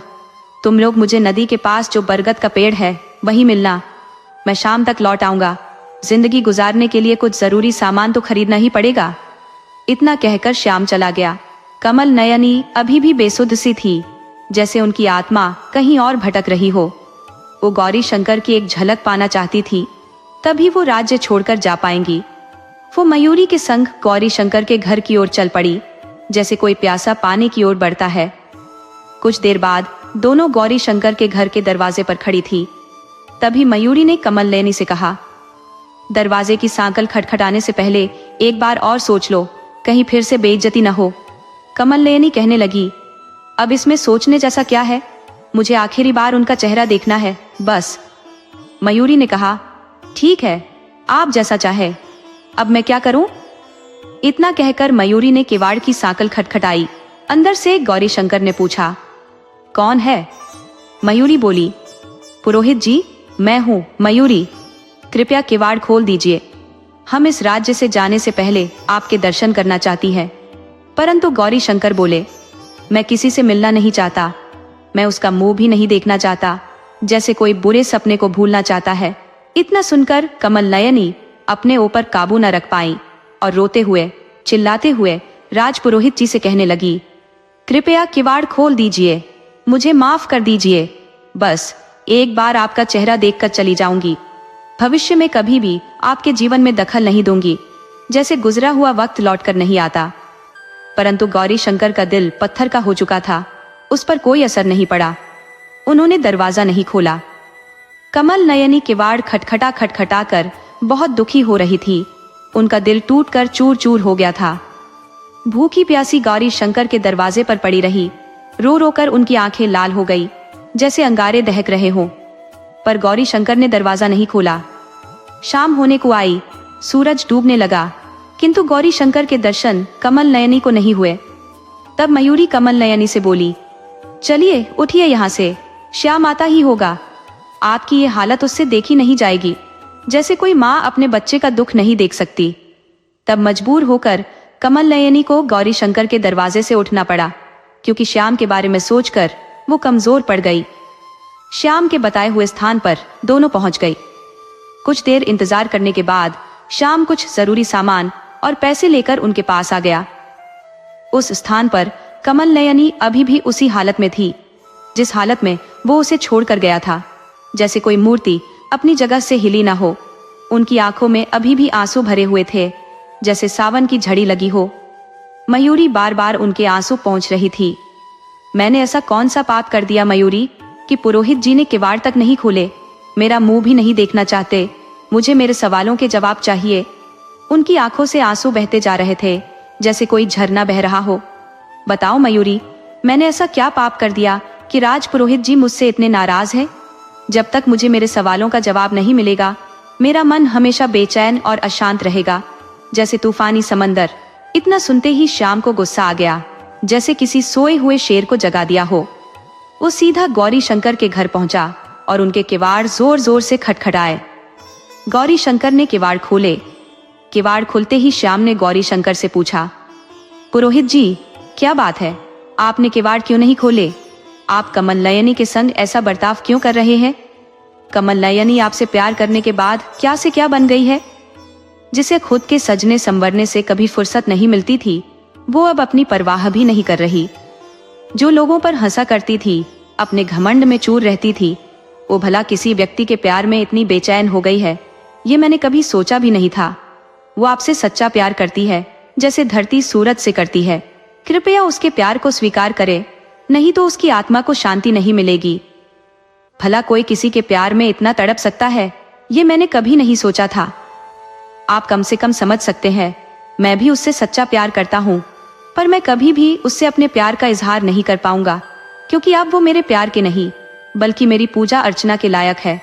आपसे प्यार करके उसकी आत्मा शुद्ध हो गई है, जैसे मैला कपड़ा धुलने के बाद साफ हो जाता है। अब वो पहले वाली कमल नयनी नहीं रही, जो बात बात पर गुस्सा हो जाया करती थी। अब तो उसकी अंतरात्मा में देवी का वास हो चुका है। उसका दिल और उसकी आत्मा दोनों पवित्र हो चुके हैं, जैसे गंगा का पानी। तब गौरी शंकर बोले, मित्र, मैं मजबूर हूँ, बहुत लाचार हूँ, जैसे कोई कैदी सलाखों के पीछे हो। आप मेरी मन की दशा को समझने की कोशिश करें। मुझे मेरे कर्तव्यों का पालन करना है। मेरी बूढ़ी माँ, मेरी लकवाग्रस्त पत्नी और मेरा 2 साल का बेटा है। मेरा इनके प्रति भी तो कोई फर्ज है, जैसे एक पेड़ अपनी जड़ों को नहीं छोड़ सकता। यदि मैं कमल नयनी को स्वीकार कर लूंगा तो ये दुनिया मुझ पर हंसेगी कि देखो तो ये कैसा आदमी है जो अपने कर्तव्यों को नहीं निभा सका। एक नर्तकी के प्यार में पड़कर भोग विलास में डूब गया, जैसे कोई कीचड़ में धंस जाता है। ऐसा नहीं है कि मैं कमल नयनी से प्यार नहीं करता। मैंने जब उसे पहली बार देखा था, उसी वक्त मेरा दिल उस पर आ गया था, जैसे पहली बारिश में मिट्टी की खुशबू आती है। पर मुझे अभी बहुत से कर्तव्य निभाने हैं। मैं अब उसे स्वीकार नहीं कर सकता। उसे कहो मेरी प्रतीक्षा करे। एक दिन मैं जरूर आऊंगा और अपना प्यार स्वीकार करूंगा, जैसे सुबह का भूला शाम को घर लौट आता है। शाम को गौरी शंकर का जवाब सुनकर संतोष हो गया, जैसे किसी उलझे सवाल का जवाब मिल गया हो। वो गौरी शंकर के घर से चला गया और वापस आकर कमल नयनी को सब कह दिया। कमल नयनी श्याम की बातें सुनकर उसे थोड़ी तसल्ली मिल गई, जैसे तपती धूप में छांव मिल गई हो। रात में तीनों ने वहीं खाना पकाया और एक पेड़ के नीचे आसरा लिया, जैसे पंछी रात में घोंसले में आराम करते हैं। उधर गौरी शंकर के घर पर गौरी शंकर और श्याम के बीच हुई सारी बातें सौभाग्यवती ने सुन ली थी, जैसे दीवारों के भी कान होते हैं। रात के भोजन के बाद सौभाग्यवती ने गौरी शंकर से कहा, स्वामी, आपने कमल के लिए दरवाजा क्यों नहीं खोला? मैं आपकी मन की हालत अच्छी तरह जानती हूँ, जैसे कोई आईना सच दिखाता है। आपका प्यार आपको पुकार रहा है और आप उसे अनदेखा अनसुना कर रहे हैं, जैसे कोई बहरा आवाज न सुन पाए। आपके दिल में जो कमल नयनी के लिए बेपनाह प्यार है, वो मुझसे छिपा नहीं है, जैसे सूरज बादलों से नहीं छिप सकता। मुझे तो ये भी पता है कि कमल नयनी आपके प्यार के लिए ही इस घर में आती जाती थी, क्योंकि उसकी आंखों में जो प्यार आपके लिए दिखता है वो पवित्र और शुद्ध है, जैसे मंदिर का प्रसाद। आपको उसके संग ऐसा व्यवहार नहीं करना चाहिए था। ये देखकर मेरे दिल को बहुत दुख पहुंचा है, जैसे किसी ने कांटा चुभो दिया हो। इस समय गौरी शंकर कहने लगे, कुछ न कहो सुभागी, मैं कुछ भी कहने में असमर्थ हूँ, जैसे किसी की जुबान सिल गई हो। गौरी शंकर ने अपनी पत्नी से कहा, परंतु क्यों स्वामी, आप अपने प्यार को स्वीकार क्यों नहीं कर पा रहे? मुझे इस बात से न तो कोई दुख होता है और न ही कोई ऐतराज है। सौभाग्यवती बोली, जैसे कोई देवी वरदान दे रही हो। नहीं सुभागी, इन बेकार की बातों के लिए मेरे पास समय नहीं है और न ही तुम्हारे सवालों का कोई जवाब मेरे पास है। मेरे बहुत से कर्तव्य हैं जो मुझे अभी निभाने हैं, जैसे एक सिपाही को अपनी ड्यूटी निभानी होती है। यदि मैंने कमल से प्यार स्वीकार कर लिया और अपने कर्तव्यों का पालन नहीं किया तो समाज में मेरा मजाक बनेगा, लोग मुझ पर थूकेंगे। इतना आसान नहीं है सब कुछ, जैसा कि तुम समझ रही हो। मैं अभी कमल नयनी का प्यार स्वीकार नहीं कर सकता। गौरी शंकर ने अपनी पत्नी से कहा। उनकी आवाज में एक बेबसी थी। अच्छा, तो आप अपना हाथ मेरे सर पर रखकर कसम खाइए कि जब आप अपने सभी कर्तव्यों से मुक्त हो जाएंगे तब आप कमल नयनी को जरूर अपनाएंगे, जैसे नदी सागर में मिलती है। सौभाग्यवती बोली। उनकी आंखों में एक अजीब सी चमक थी। सौभाग्यवती के मुंह से ऐसी बातें सुनकर गौरी शंकर उनसे लिपटकर फूट फूट कर रोने लगे, जैसे कोई छोटा बच्चा अपनी माँ से लिपटकर रोता है। उन्होंने सौभाग्यवती से कहा, सुभागी, आज मैंने अपनी आत्मा को बहुत दुख दिया है। आज जो मैंने कमल के संग बर्ताव किया उसके लिए भगवान मुझे कभी माफ नहीं करेगा। तुम मेरी सच्ची दोस्त हो, जैसे कृष्ण के लिए सुदामा थे। तुमने मेरे दिल की बात समझ ली और मैं ये तुम्हारे सामने स्वीकार करता हूँ कि मैं कमल नयनी से प्यार करता हूँ, बेइंतहा प्यार। परंतु माँ, देवव्रत, उनका पुत्र और तुम्हारा स्थान मेरे जीवन में कमल नयनी से भी ऊंचा है, जैसे मंदिर का शिखर सबसे ऊंचा होता है। मेरे संस्कार मुझे इस प्यार को स्वीकार करने से रोक रहे हैं। मैं मजबूर हूँ, मुझे माफ कर दो। जिस दिन मेरे कर्तव्य पूरे हो जाएंगे मैं अपने सभी फर्ज निभा लूंगा। उस दिन मैं खुद कमल नयनी को अपने दिल से लगाकर उसे अपने जीवन में उचित स्थान दूंगा, जैसे चांद को आसमान में मिलता है।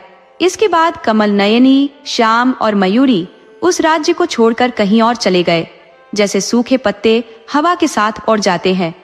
गौरी शंकर उसी राज्य में रह गए, अपने कर्तव्यों के बोझ तले दबे हुए, एक अधूरे प्यार की कसक लिए। वक्त का दरिया तो बहता ही रहता है, किसी की नहीं सुनता।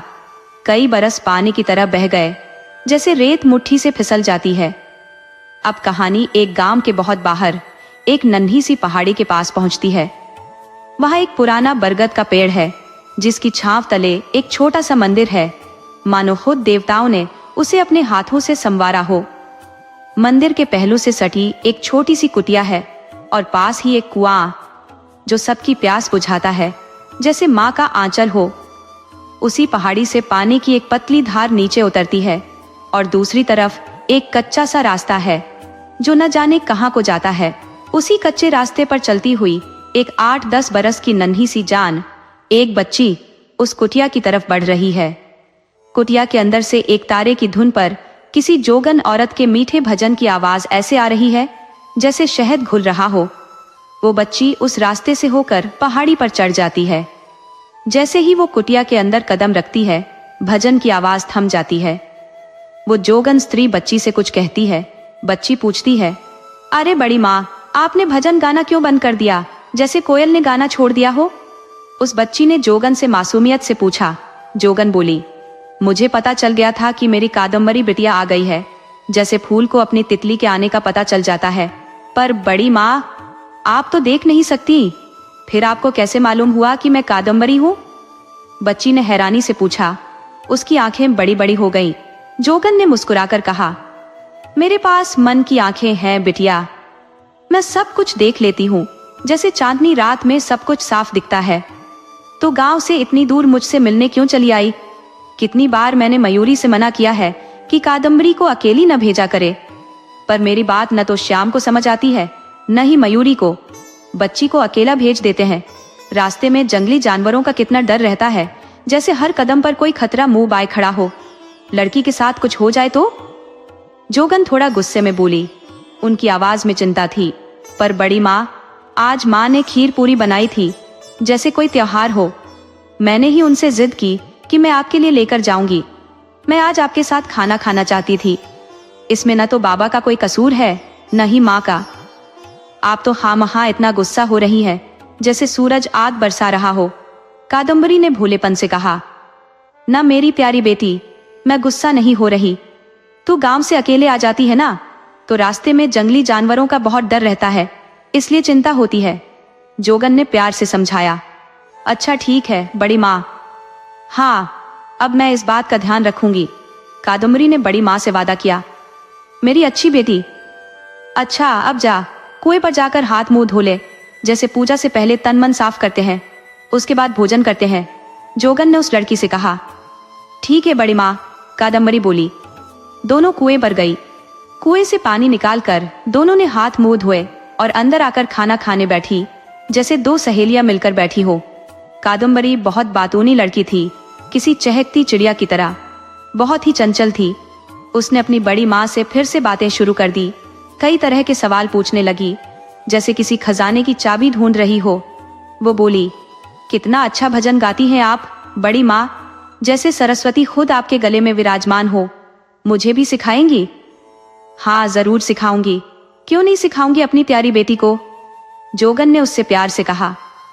अच्छा, आपको मालूम है बड़ी माँ, मयूरी माँ कह रही थी कि आप पहले नाच किया करती थी जब आपकी आंखें ठीक थी। आपने जो ये बताया कि आप लोग पहले किसी महल में रहते थे, तब माँ और बाबा की शादी नहीं हुई थी। माँ तो ये भी कहती है कि ज्यादा रोने से आपकी आंखों की रोशनी चली गई, जैसे दिया बुझ जाता है। पहले सब आपको कमल नयनी के नाम से जानते थे, अब हर कोई आपको जोगन कहता है। कादम्बरी ने एक सांस में कह डाला। अच्छा, पहले शांति से खाना खा ले, जैसे भक्त प्रसाद ग्रहण करता है, तब खाना खाने के बाद बात कर लेना, जोगन ने लड़की को समझाया। ठीक है बड़ी माँ, जैसा आप कहें वैसा ही सही, कादम्बरी बोली। परंतु अब तू अकेली घर कैसे जाएगी? जोगन ने उससे पूछा। उनकी आवाज में फिक्र थी। बड़ी माँ, आप बिल्कुल भी चिंता न करें, जैसे रात को तारों की चिंता नहीं होती। आज रात मैं आपके साथ ही रुकूंगी। बाबा कह रहे थे कि कल एकादशी है, तो वो दोनों भी मंदिर आएंगे, तब मुझे साथ ले जाएंगे। इसीलिए तो माँ ने इतना सारा खाना बांध दिया है, कादम्बरी ने जोगन से कहा। ठीक है। इस तरह समय बीतता गया, जैसे नदी का पानी बहता जाता है, और 8 साल और गुजर गए। अब कादम्बरी 18 साल की हो चुकी थी, खिलती हुई कली की तरह। उधर गौरी शंकर के घर पर बरसों बीत गए थे। गौरी शंकर की माताजी को भी स्वर्ग सिधारे हुए कई साल हो गए थे, और आज सौभाग्यवती की तबीयत भी बिल्कुल ठीक नहीं थी। उनकी सांसें ऊपर नीचे हो रही थी, जैसे कोई पतंग कटने वाली हो। उनकी नाड़ी भी कमजोर पड़ती जा रही थी, मानो जिंदगी की डोर अब बस टूटने को हो। अपने सिरहाने बैठे गौरीशंकर को सौभाग्यवती बहुत ही धीमी आवाज में पुकार रही थी। स्वामी। हाँ सुभागी, कहो क्या बात है? गौरीशंकर ने पूछा। उनका दिल बैठा जा रहा था। आप मेरे पास आकर बैठिए, सौभाग्यवती बोली। गौरीशंकर उनके पास आकर बैठ गए।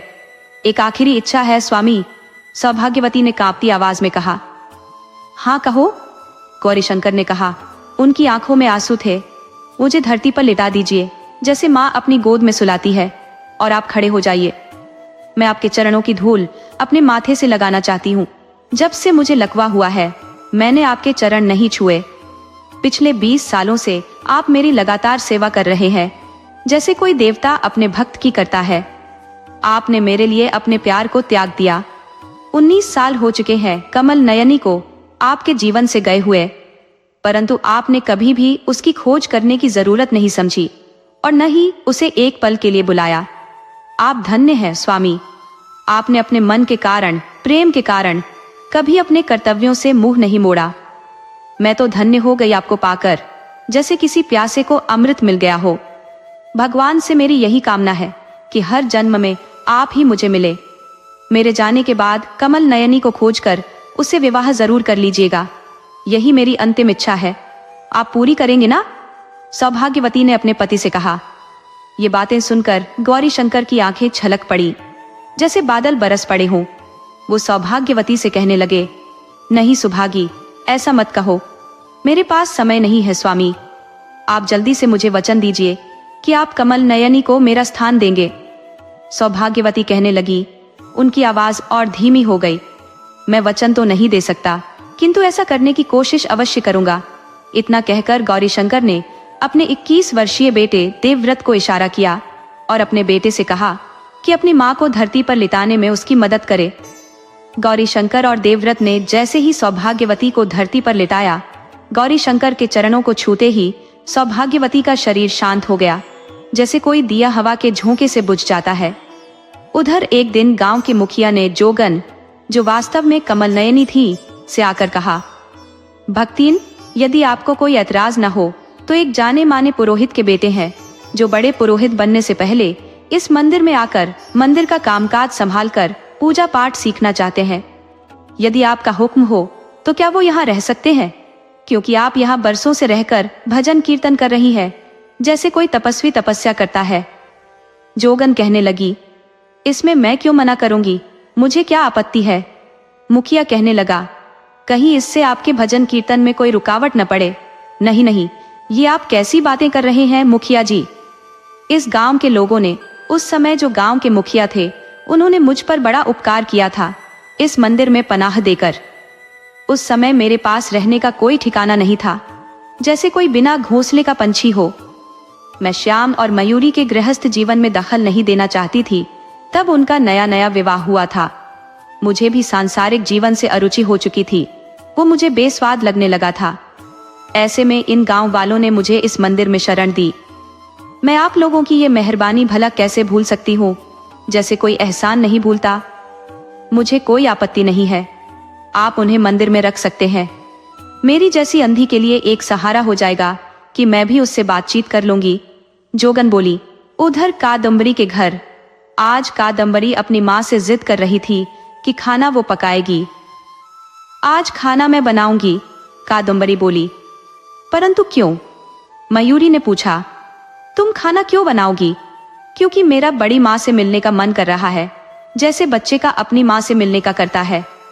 आज मैं अपने हाथों से खाना बनाकर उनके लिए लेकर जाऊंगी, कादम्बरी बोली। अच्छा, तो अकेले कैसे जाएगी? रास्ते में जंगली जानवरों का बहुत डर है। तेरी बड़ी माँ मुझे डांटेंगी कि कादम्बरी को अकेले भेज दिया। मयूरी कहने लगी। मैंने बाबा से पूछ लिया है, कादम्बरी ने कहा। अच्छा, मैं अभी तेरे पापा से पूछ कर आती हूँ। इतना कहकर मयूरी श्याम को पुकारने लगी। सुनते हो जी, क्या तुमने कादम्बरी को मंदिर जाने की इजाजत दी है? तभी श्याम बाहर आकर बोला। हाँ, मैंने उसे इजाजत दे दी है। मयूरी बोली।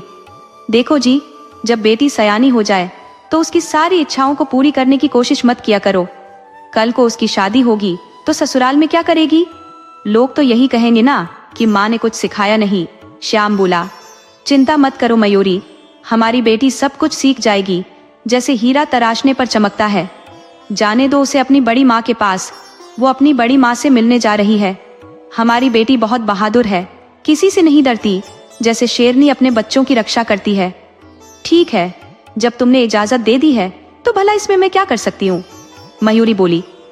दोपहर का समय था, सूरज आग उगल रहा था, बड़ी तेज धूप निकल रही थी। धरती तप रही थी जैसे तवा गरम हो। आसपास घनी झाड़ियां और घने घने पेड़ थे। एक नौजवान घोड़े पर सवार किसी बूढ़े आदमी से मंदिर जाने का रास्ता पूछ रहा था। बूढ़े व्यक्ति ने कहा, बेटा, सीधे इसी रास्ते पर चलते चले जाओ, जैसे तीर सीधा निशाने पर जाता है। एक पहाड़ी दिखेगी, बस उसी पर मंदिर है। उसके बगल में एक कुटिया है, उसमें जोगन रहती है। उसके मीठे भजन तुम्हें दूर से ही सुनाई देंगे, जैसे फूलों की खुशबू हवा में फैलती है। नौजवान ने बूढ़े व्यक्ति को धन्यवाद दिया और आगे बढ़ गया बूढ़े के बताए हुए रास्ते की ओर। किंतु बहुत देर तक चलने के बाद भी नौजवान को पहाड़ी नहीं दिखाई दी। उसे बहुत जोर की प्यास भी लग रही थी। उसका गला सूख कर कांटा हो गया था। तभी रास्ते में उसने एक लड़की को जाते हुए देखा, जिसके हाथ में बहुत सारा सामान था। उस नौजवान ने उस लड़की से पूछा, ए लड़की, क्या पहाड़ी वाले मंदिर का यही रास्ता है? उस लड़की ने अपनी बड़ी बड़ी आंखों से घूरकर उस नौजवान की ओर देखा और बोली, किसी लड़की से बात करने की तुम्हें तमीज नहीं है? बिल्कुल शिष्टाचार नहीं है, जैसे कोई जंगली हो। नहीं बताऊंगी, अगर मुझे मालूम भी होगा तो भी नहीं बताऊंगी कि मंदिर का रास्ता कौन सा है। वो लड़की कोई और नहीं बल्कि कादम्बरी थी, जो अपनी बड़ी माँ से मिलने जा रही थी। उस नौजवान ने कादम्बरी का ऐसा जवाब सुना तो हंस पड़ा और फिर बोला, कादम्बरी से निवेदन करते हुए, अच्छा देवी जी, कृपया करके बताएंगी कि पहाड़ी ठीक रास्ते पर है या मैं भटक गया हूँ? तुम ठीक रास्ते पर जा रहे हो, मैं भी वहीं तक जा रही हूँ। मेरे पीछे पीछे चले आओ, जैसे भेड़ें चरवाहे के पीछे चलती हैं, कादम्बरी बोली। अगर आपको कष्ट न हो तो आप अपने हाथों का सामान मुझे दे सकती है, मैं घोड़े पर रख लेता हूँ, उस नौजवान ने कहा। ठीक है, यदि तुम्हें कोई ऐतराज नहीं है तो ये रख लो अपने घोड़े पर, कादम्बरी बोली। सुनो, ज्यादा भलाई करने की कोई जरूरत नहीं है।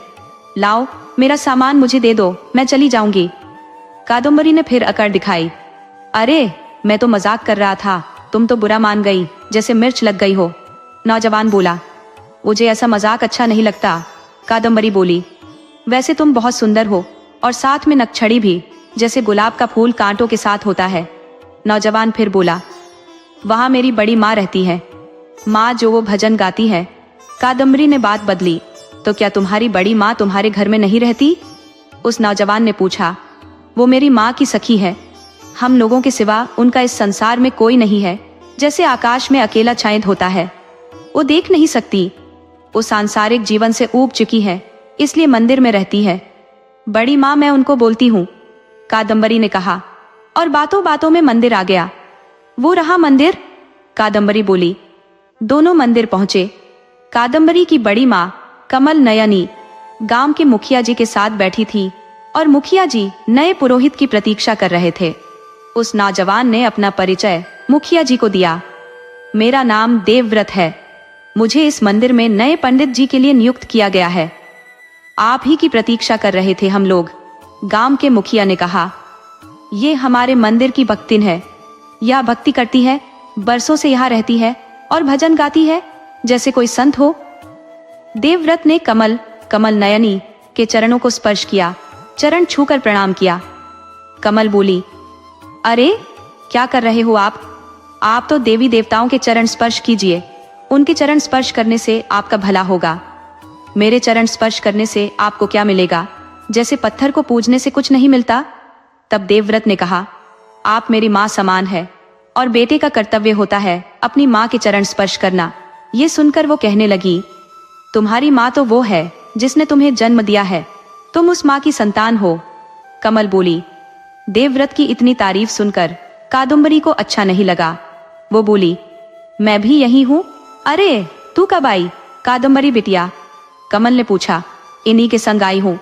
आपके लिए खाना ला रही थी तो रास्ते में मिल गए, कादम्बरी बोली।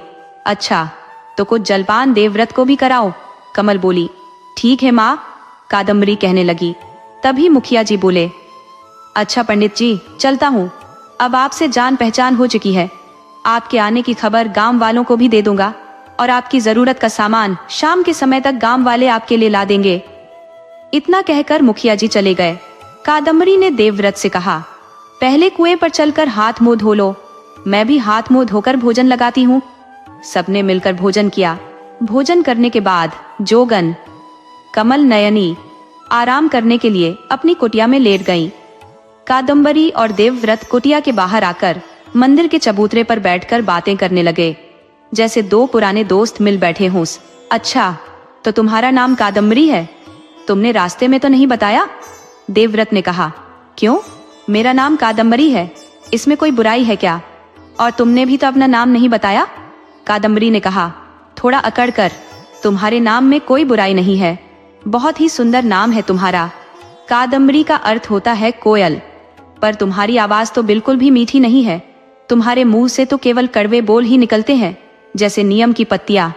देवव्रत बोला, हाँ महाशय जी, क्यों नहीं, आपके बोल तो बड़े शहद में लिपटे हुए हैं। कादम्बरी ने ताना मारा। शाम का समय हुआ था। गांव वाले देवव्रत की दिनचर्या में काम आने वाला सामान लेकर आ चुके थे। कादम्बरी गुस्से में बोली, यह वाक्य अधूरा है मूल पाठ में, पर प्रसंग ये है कि वो देवव्रत से नाराज है। कमल नयनी सोई नहीं थी और कुटिया के भीतर लेटे लेटे उन दोनों की बातें सुनकर मन ही मन खुश हो रही थी, जैसे कोई माली अपने लगाए पौधों को बढ़ता देख खुश होता है। सूरज डूबने का समय था। गांव वाले देवव्रत से मिलकर जाने लगे। कमल नयनी ने कादम्बरी को अपने पास कुटिया में ही रोक लिया। रात का खाना कादम्बरी ने ही पकाया। रात को उन तीनों ने खाना खाते हुए बातें की। कमल नयनी ने देवव्रत से पूछा, पंडित जी आपकी उम्र क्या होगी? देवव्रत बोला, सबसे पहले तो आप मुझे पंडित जी न कहे, आप मुझे बेटा कह सकती हैं, क्योंकि आप मेरी आदरणीय है और आप मेरी माँ के समान है, इसलिए मैं आपको भक्ति माँ कहकर ही पुकारूंगा। और कृपया आप मुझे मेरा नाम लेकर ही पुकारा करें। रही मेरी उम्र की बात, तो मेरी उम्र यही कोई 21 बरस होगी। अच्छा ठीक है, मैं तुम्हें देवव्रत ही कहकर पुकारूंगी।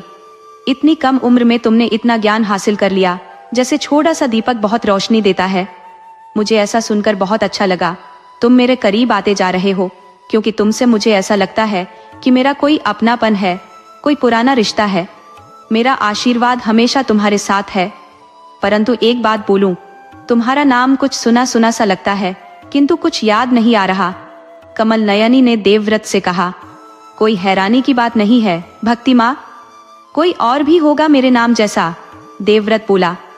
कमल नयनी ने मन में सोचा, कितना सभ्य और ज्ञानी लड़का है। काश कादम्बरी की शादी इस लड़के से हो जाए जैसे दो नदियों का संगम होता है, किंतु ये तो बहुत अच्छे परिवार से लगता है। क्या ये कादम्बरी से शादी के लिए तैयार होगा? कुछ दिनों में देवव्रत ने मंदिर का कामकाज संभाल लिया और ऐसे ही दिन बीत रहे थे जैसे माला के दाने एक एक कर सरकते हैं। मुखिया जी ने बड़े बरगद के नीचे और मंदिर के पास देवव्रत की कुटिया भी कमल नयनी की कुटिया के बगल में बनवा दी।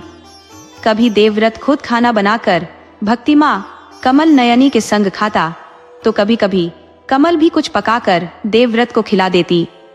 कभी कभी कादम्बरी दोनों के लिए खाना पकाकर ले जाती।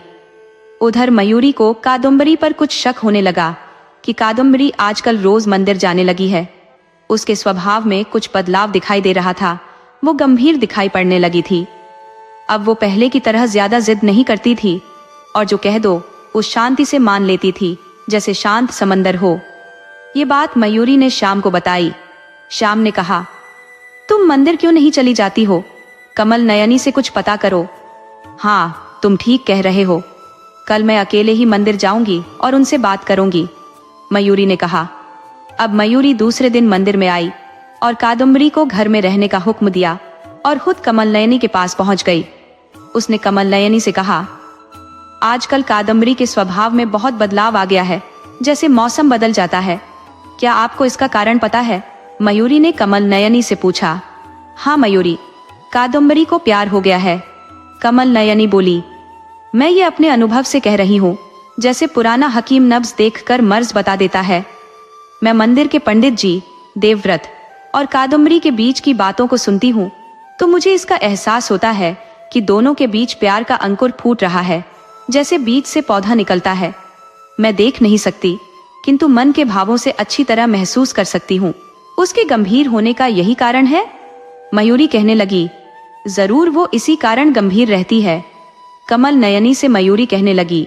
तभी देवव्रत आया। उसने कमल नयनी से कहा, चलिए भक्ति माँ, भोजन कर लीजिए, आज का भोजन मैंने पकाया है।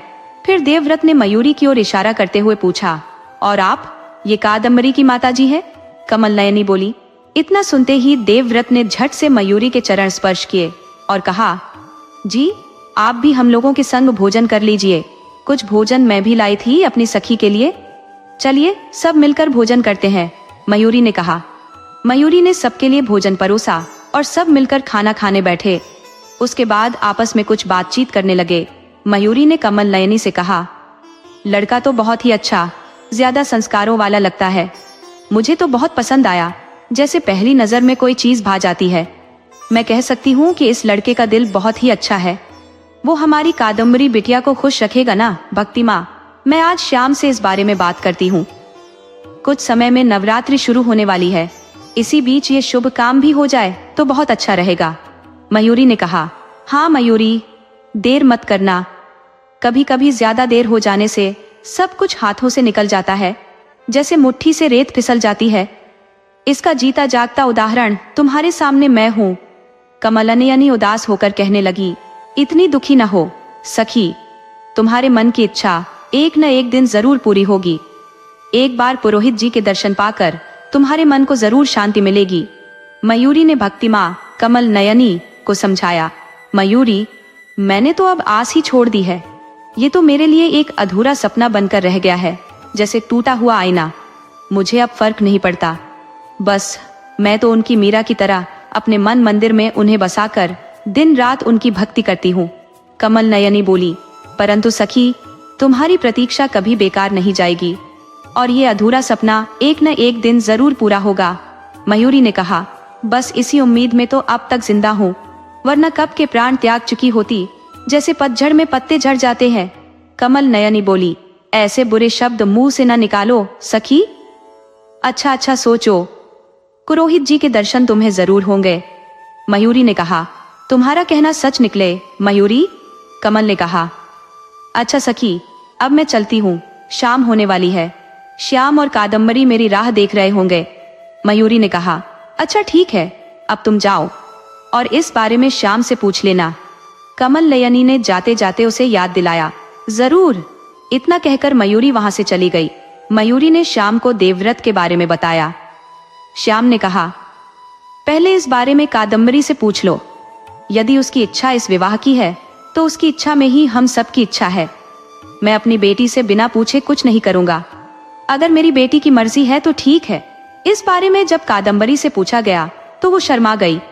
उसके बाद जब देवव्रत से इस प्रकार पूछा गया तो उन्होंने उत्तर दिया।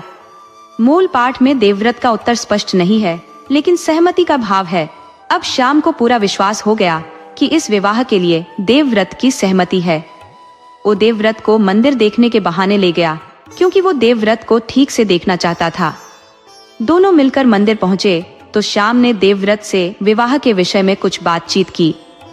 देवव्रत ने कहा, जैसा आप उचित समझे।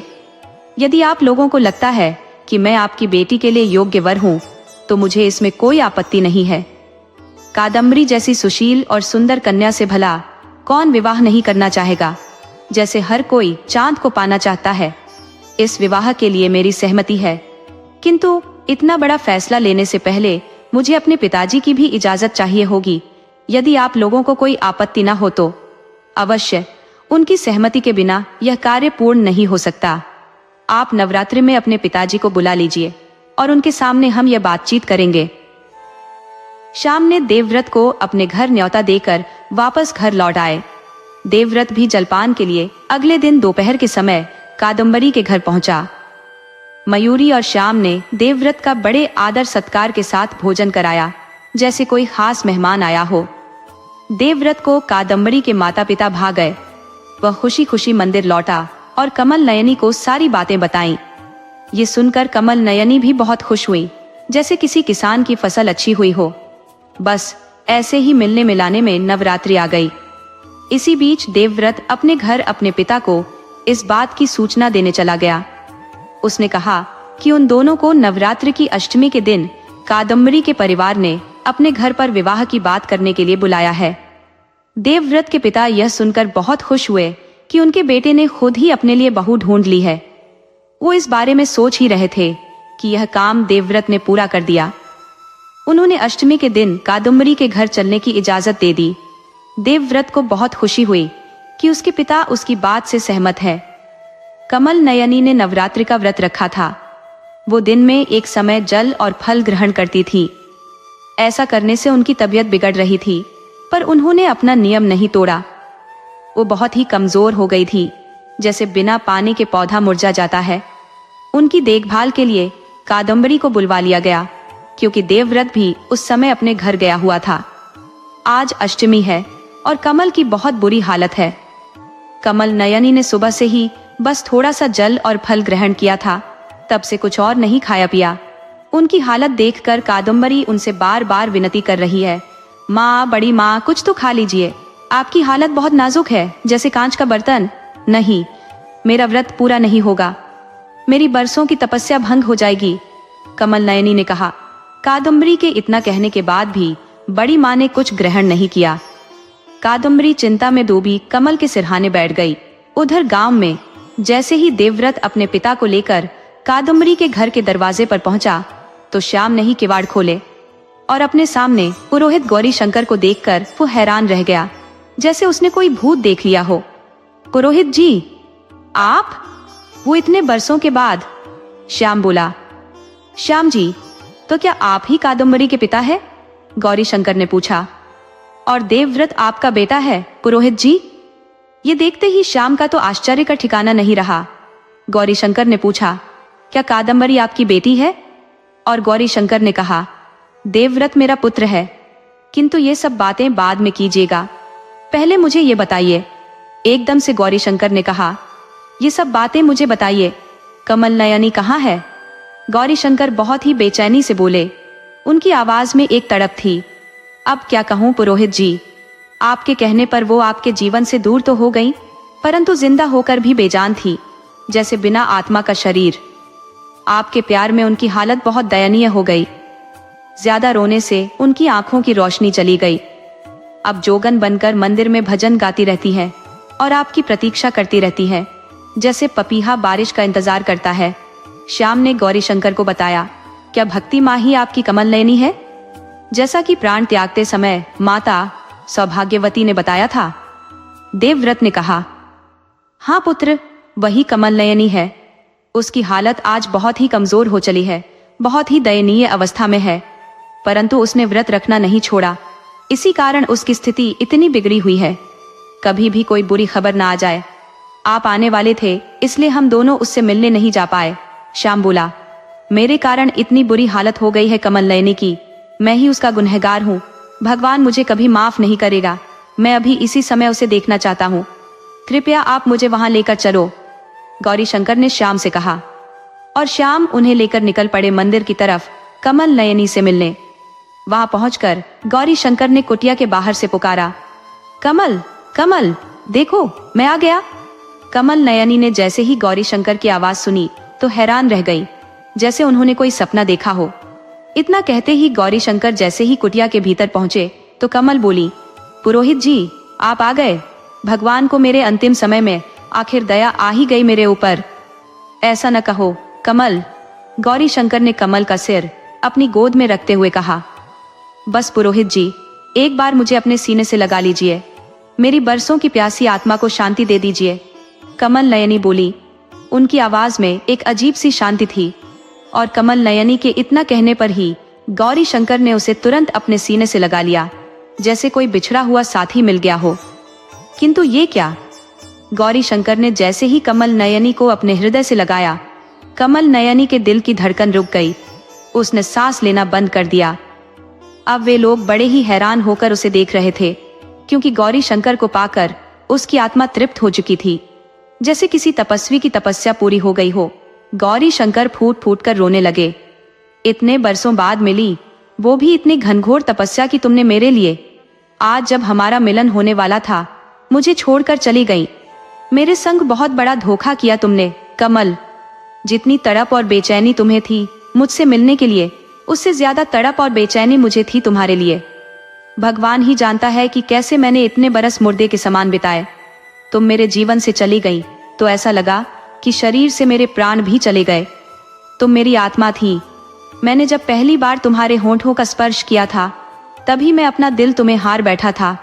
उसी समय मुझे तुमसे प्यार का एहसास हो गया था, किंतु मेरे कर्तव्य मेरे प्यार के आड़े आ गए। आज मैं फिर तुम्हारे मृत होंठों को स्पर्श करके उस एहसास को जीना चाहता हूँ। क्या पता मैं भविष्य में तुम्हारा स्पर्श कर पाऊंगा या नहीं। रोते हुए गौरी शंकर ने अपने होंठों को कमल के होंठों से स्पर्श करा दिया। गौरी शंकर का स्पर्श पाकर कमल नयनी के शरीर में एक कंपन सा हुआ। उसमें चेतना का संचार फिर से शुरू हो गया और वो जीवित हो उठी, जैसे कोई मुरझाया फूल फिर से खिल उठा हो। कमल नयनी को जीवित देखकर गौरी शंकर ने कमल नयनी को खुशी से अपने सीने से लगा लिया। आज बरसों के बाद एक दूसरे के प्यार को पाकर दोनों को शांति मिल गई, जैसे दो बिछड़ी नदियां सागर में मिल गई हो। और उन दोनों का विवाह भी उनके पुत्र देवव्रत ने करा दिया। देवव्रत और कादम्बरी को माता पिता मिल गए। देवव्रत और कादम्बरी की शादी भी हो गई और अब कादम्बरी कमल नयनी की बहू बन गई। अब सारा परिवार बड़ी खुशी से रहने लगा, जैसे एक बगिया में हर तरह के फूल खिल उठे हों और सच में सच्चे प्यार की जीत हुई।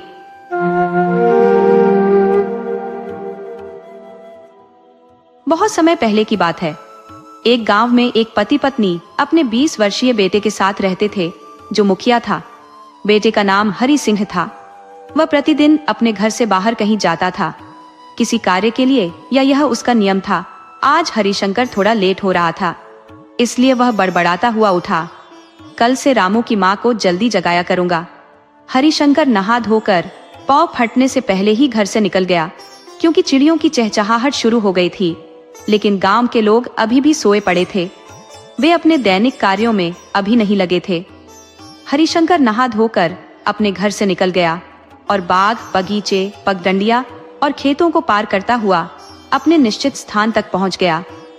वहां पहुंचकर उसने राहत की सांस ली और सोचा, चलो समय से पहुंच गया। हरिशंकर ने चारों ओर देखा कि कोई उसे देख तो नहीं रहा। हालांकि अंधेरे में कुछ स्पष्ट नहीं दिख रहा था, फिर भी उसने सोचा कि उसे कोई नहीं देख रहा है। उसके हाथ में एक मिट्टी की हांडी थी, जो उसने साथ लाई थी। उसने उसे अपने सामने खड़े एक विशाल बरगद के पेड़ के पास रख दिया और अपने दोनों हाथ जोड़कर बहुत विनम्रता से खड़े होकर अपनी आंखें बंद कर ली। आज भी मैं समय पर आ गया हूँ, हरिशंकर बुदबुदाया। आपकी रात कैसी थी? सब ठीक था। हरिशंकर ऐसा बोल रहा था जैसे वह किसी से बातें कर रहा हो, लेकिन वहां उसके अलावा कोई और नहीं था। तो हरिशंकर किससे बातें कर रहा था? क्या वृक्ष से बातें कर रहे थे? क्या वृक्ष बातें सुनते हैं? हरिशंकर ने भले ही चारों ओर दृष्टि डालकर तसल्ली कर ली थी कि उसे कोई नहीं देख रहा, पर वहां हरिशंकर के अलावा भी एक व्यक्ति था, जो रामू था। हरिशंकर का 20 वर्षीय बेटा, जो उसे एक पेड़ के पीछे छुपकर देख रहा था। हरिशंकर को वृक्ष से बातें करते हुए देखकर रामू के आश्चर्य का ठिकाना नहीं रहा। उसने मन में सोचा, क्या पिताजी पागल हो गए हैं? वृक्ष कौन बात करता है भला? यही तो वह रहस्य था जिसे मुझसे इतने सालों से छिपाकर रखा गया है। बस इतनी सी बात के लिए पिताजी और माँ ने मुझे आज तक खेतों तक नहीं आने दिया। रामू के हृदय में अपने पिता के प्रति गुस्सा पनपने लगा। यह भी कोई बात है जो मुझे आज तक खेतों की तरफ नहीं आने देते? क्या पिताजी का दिमाग चल गया है? रामू अपने मन में इन विचारों का मंथन कर रहा था कि अचानक से बहुत तेज गति से हवा चलने लगी। सारा वातावरण एक अजीब से रहस्य से भर गया। यह हवा का उमड़ना और पत्तियों का सरसराना सब कुछ सामान्य नहीं था। यह हवा मन में खुशी नहीं बल्कि डर का संचार कर रही थी। वायु चलने के बाद भी रामू को घुटन सी महसूस हो रही थी। उसे अपने मन में डर का अनुभव हुआ। उसने जो आगे देखा, उसकी आंखें फटी की फटी रह गईं। अगर उसकी जगह कोई और होता तो शायद बेहोश होकर गिर पड़ता, पर रामू ने अपने कौतूहल को एक विराम दिया और वहीं डटा रहा। उसने देखा कि हवा बहुत तेज चल रही थी और पूरा वृक्ष हिलने लगा था। वृक्ष की शाखाएं, पत्तियां और डालियां सब हिल रही थी, जबकि आसपास के सभी वृक्ष शांत थे। उनमें केवल हल्की हवा चल रही थी जो सामान्य थी, लेकिन बरगद के वृक्ष पर हलचल सी उमड़ रही थी। तब एक भारी रहस्यमय आवाज सुनाई दी जो हरिशंकर के प्रश्नों का उत्तर दे रही थी। साव ने कहा, हरिशंकर, मैं ठीक हूँ, बिल्कुल वैसे ही जैसा तुमने कल मुझे छोड़ा था। मुझे बहुत भूख लग रही है, कुछ खाने को दो।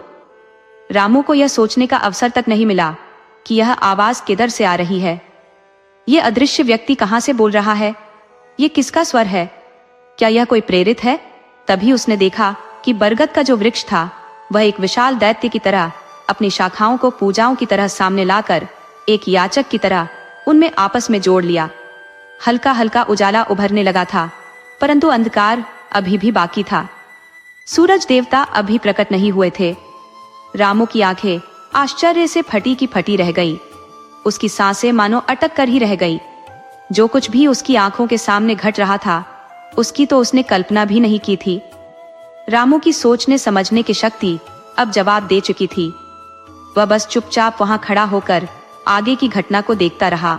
तभी उसने देखा कि उसके पिताजी हरिशंकर ने मिट्टी की हांडी जिसमें खीर थी, उसे उस बरगद के वृक्ष के तने में बने हुए एक कोटर के अंदर रख दिया। इसके बाद उन्होंने अपनी दोनों हथेलियों को नमस्कार की मुद्रा में जोड़ लिया, अपनी आंखों को बंद किया और कुछ मंत्रों का जाप करने लगे। रामू को मंत्र स्पष्ट सुनाई तो नहीं दे रहे थे। उसके पिताजी लगभग 5 मिनट तक उसी अवस्था में खड़े रहे। इसके बाद उन्होंने अपनी आंखें खोली। उन्होंने कोटर के अंदर हाथ डाला और मिट्टी की हांडी को बाहर निकाल लिया। आश्चर्य की बात तो यह थी कि मिट्टी की हांडी में अब खीर नहीं थी। ऐसा लग रहा था कि किसी ने बहुत ही स्वाद लेकर चाट चाट कर खीर खाली कर दी हो। उस खाली हांडी में अब खीर के स्थान पर एक चांदी का सिक्का जगमगा रहा था। उसकी चमक और किरणी हांडी के बाहर तक आ रही थी। रामू से अब सहन नहीं हो सका। उसने एक हाथ अपने कलेजे पर रखा, जैसे उसका दिल डूबता जा रहा था। दूसरे हाथ से उसने अपना मुंह बंद कर लिया। उसे भय था कि कहीं उसके मुंह से चीख ना निकल जाए। वह घबराहट में पीछे हटने लगा। वह तेजी से पीछे हटते हुए जा रहा था कि उसके पैर में किसी पत्थर के टकराने से वह गिर पड़ा और उसके गिरते ही उसके मुंह से आवाज निकल गई। तभी हरिशंकर की चेतना भंग हो गई। उन्होंने पीछे मुड़कर देखा तो देखा कि उनका पुत्र मिट्टी में गिरा पड़ा हुआ उनकी तरफ देख रहा है। अपने पुत्र को वहां देखकर हरिशंकर की आंखें हैरानी से फैल गईं। क्योंकि अब थोड़ा उजाला भी फैल चुका था। हरिशंकर और रामू के बीच पर्याप्त दूरी थी, परंतु एक पिता ने अपने पुत्र को पहचान लिया था। हरिशंकर ने जमीन पर पड़े अपने पुत्र को हल्के अंधेरे में भी पहचान लिया था। उन्हें यूं लगा कि जैसे उन पर किसी की कुदृष्टि पड़ गई है। उन्होंने वहीं से गुस्से में चिल्लाया, रामू, ये तुमने क्या किया? रामू अपने बचपन से ही यह देखता आ रहा था। पिताजी सुबह तड़के उठ जाते थे, फिर पास में सोई हुई मां को जगाते थे। दोनों ही बहुत ही धीमी आवाज में बातचीत करते थे, या फिर कुछ खटपट होने की आहट से रामू की नींद खुल जाती थी।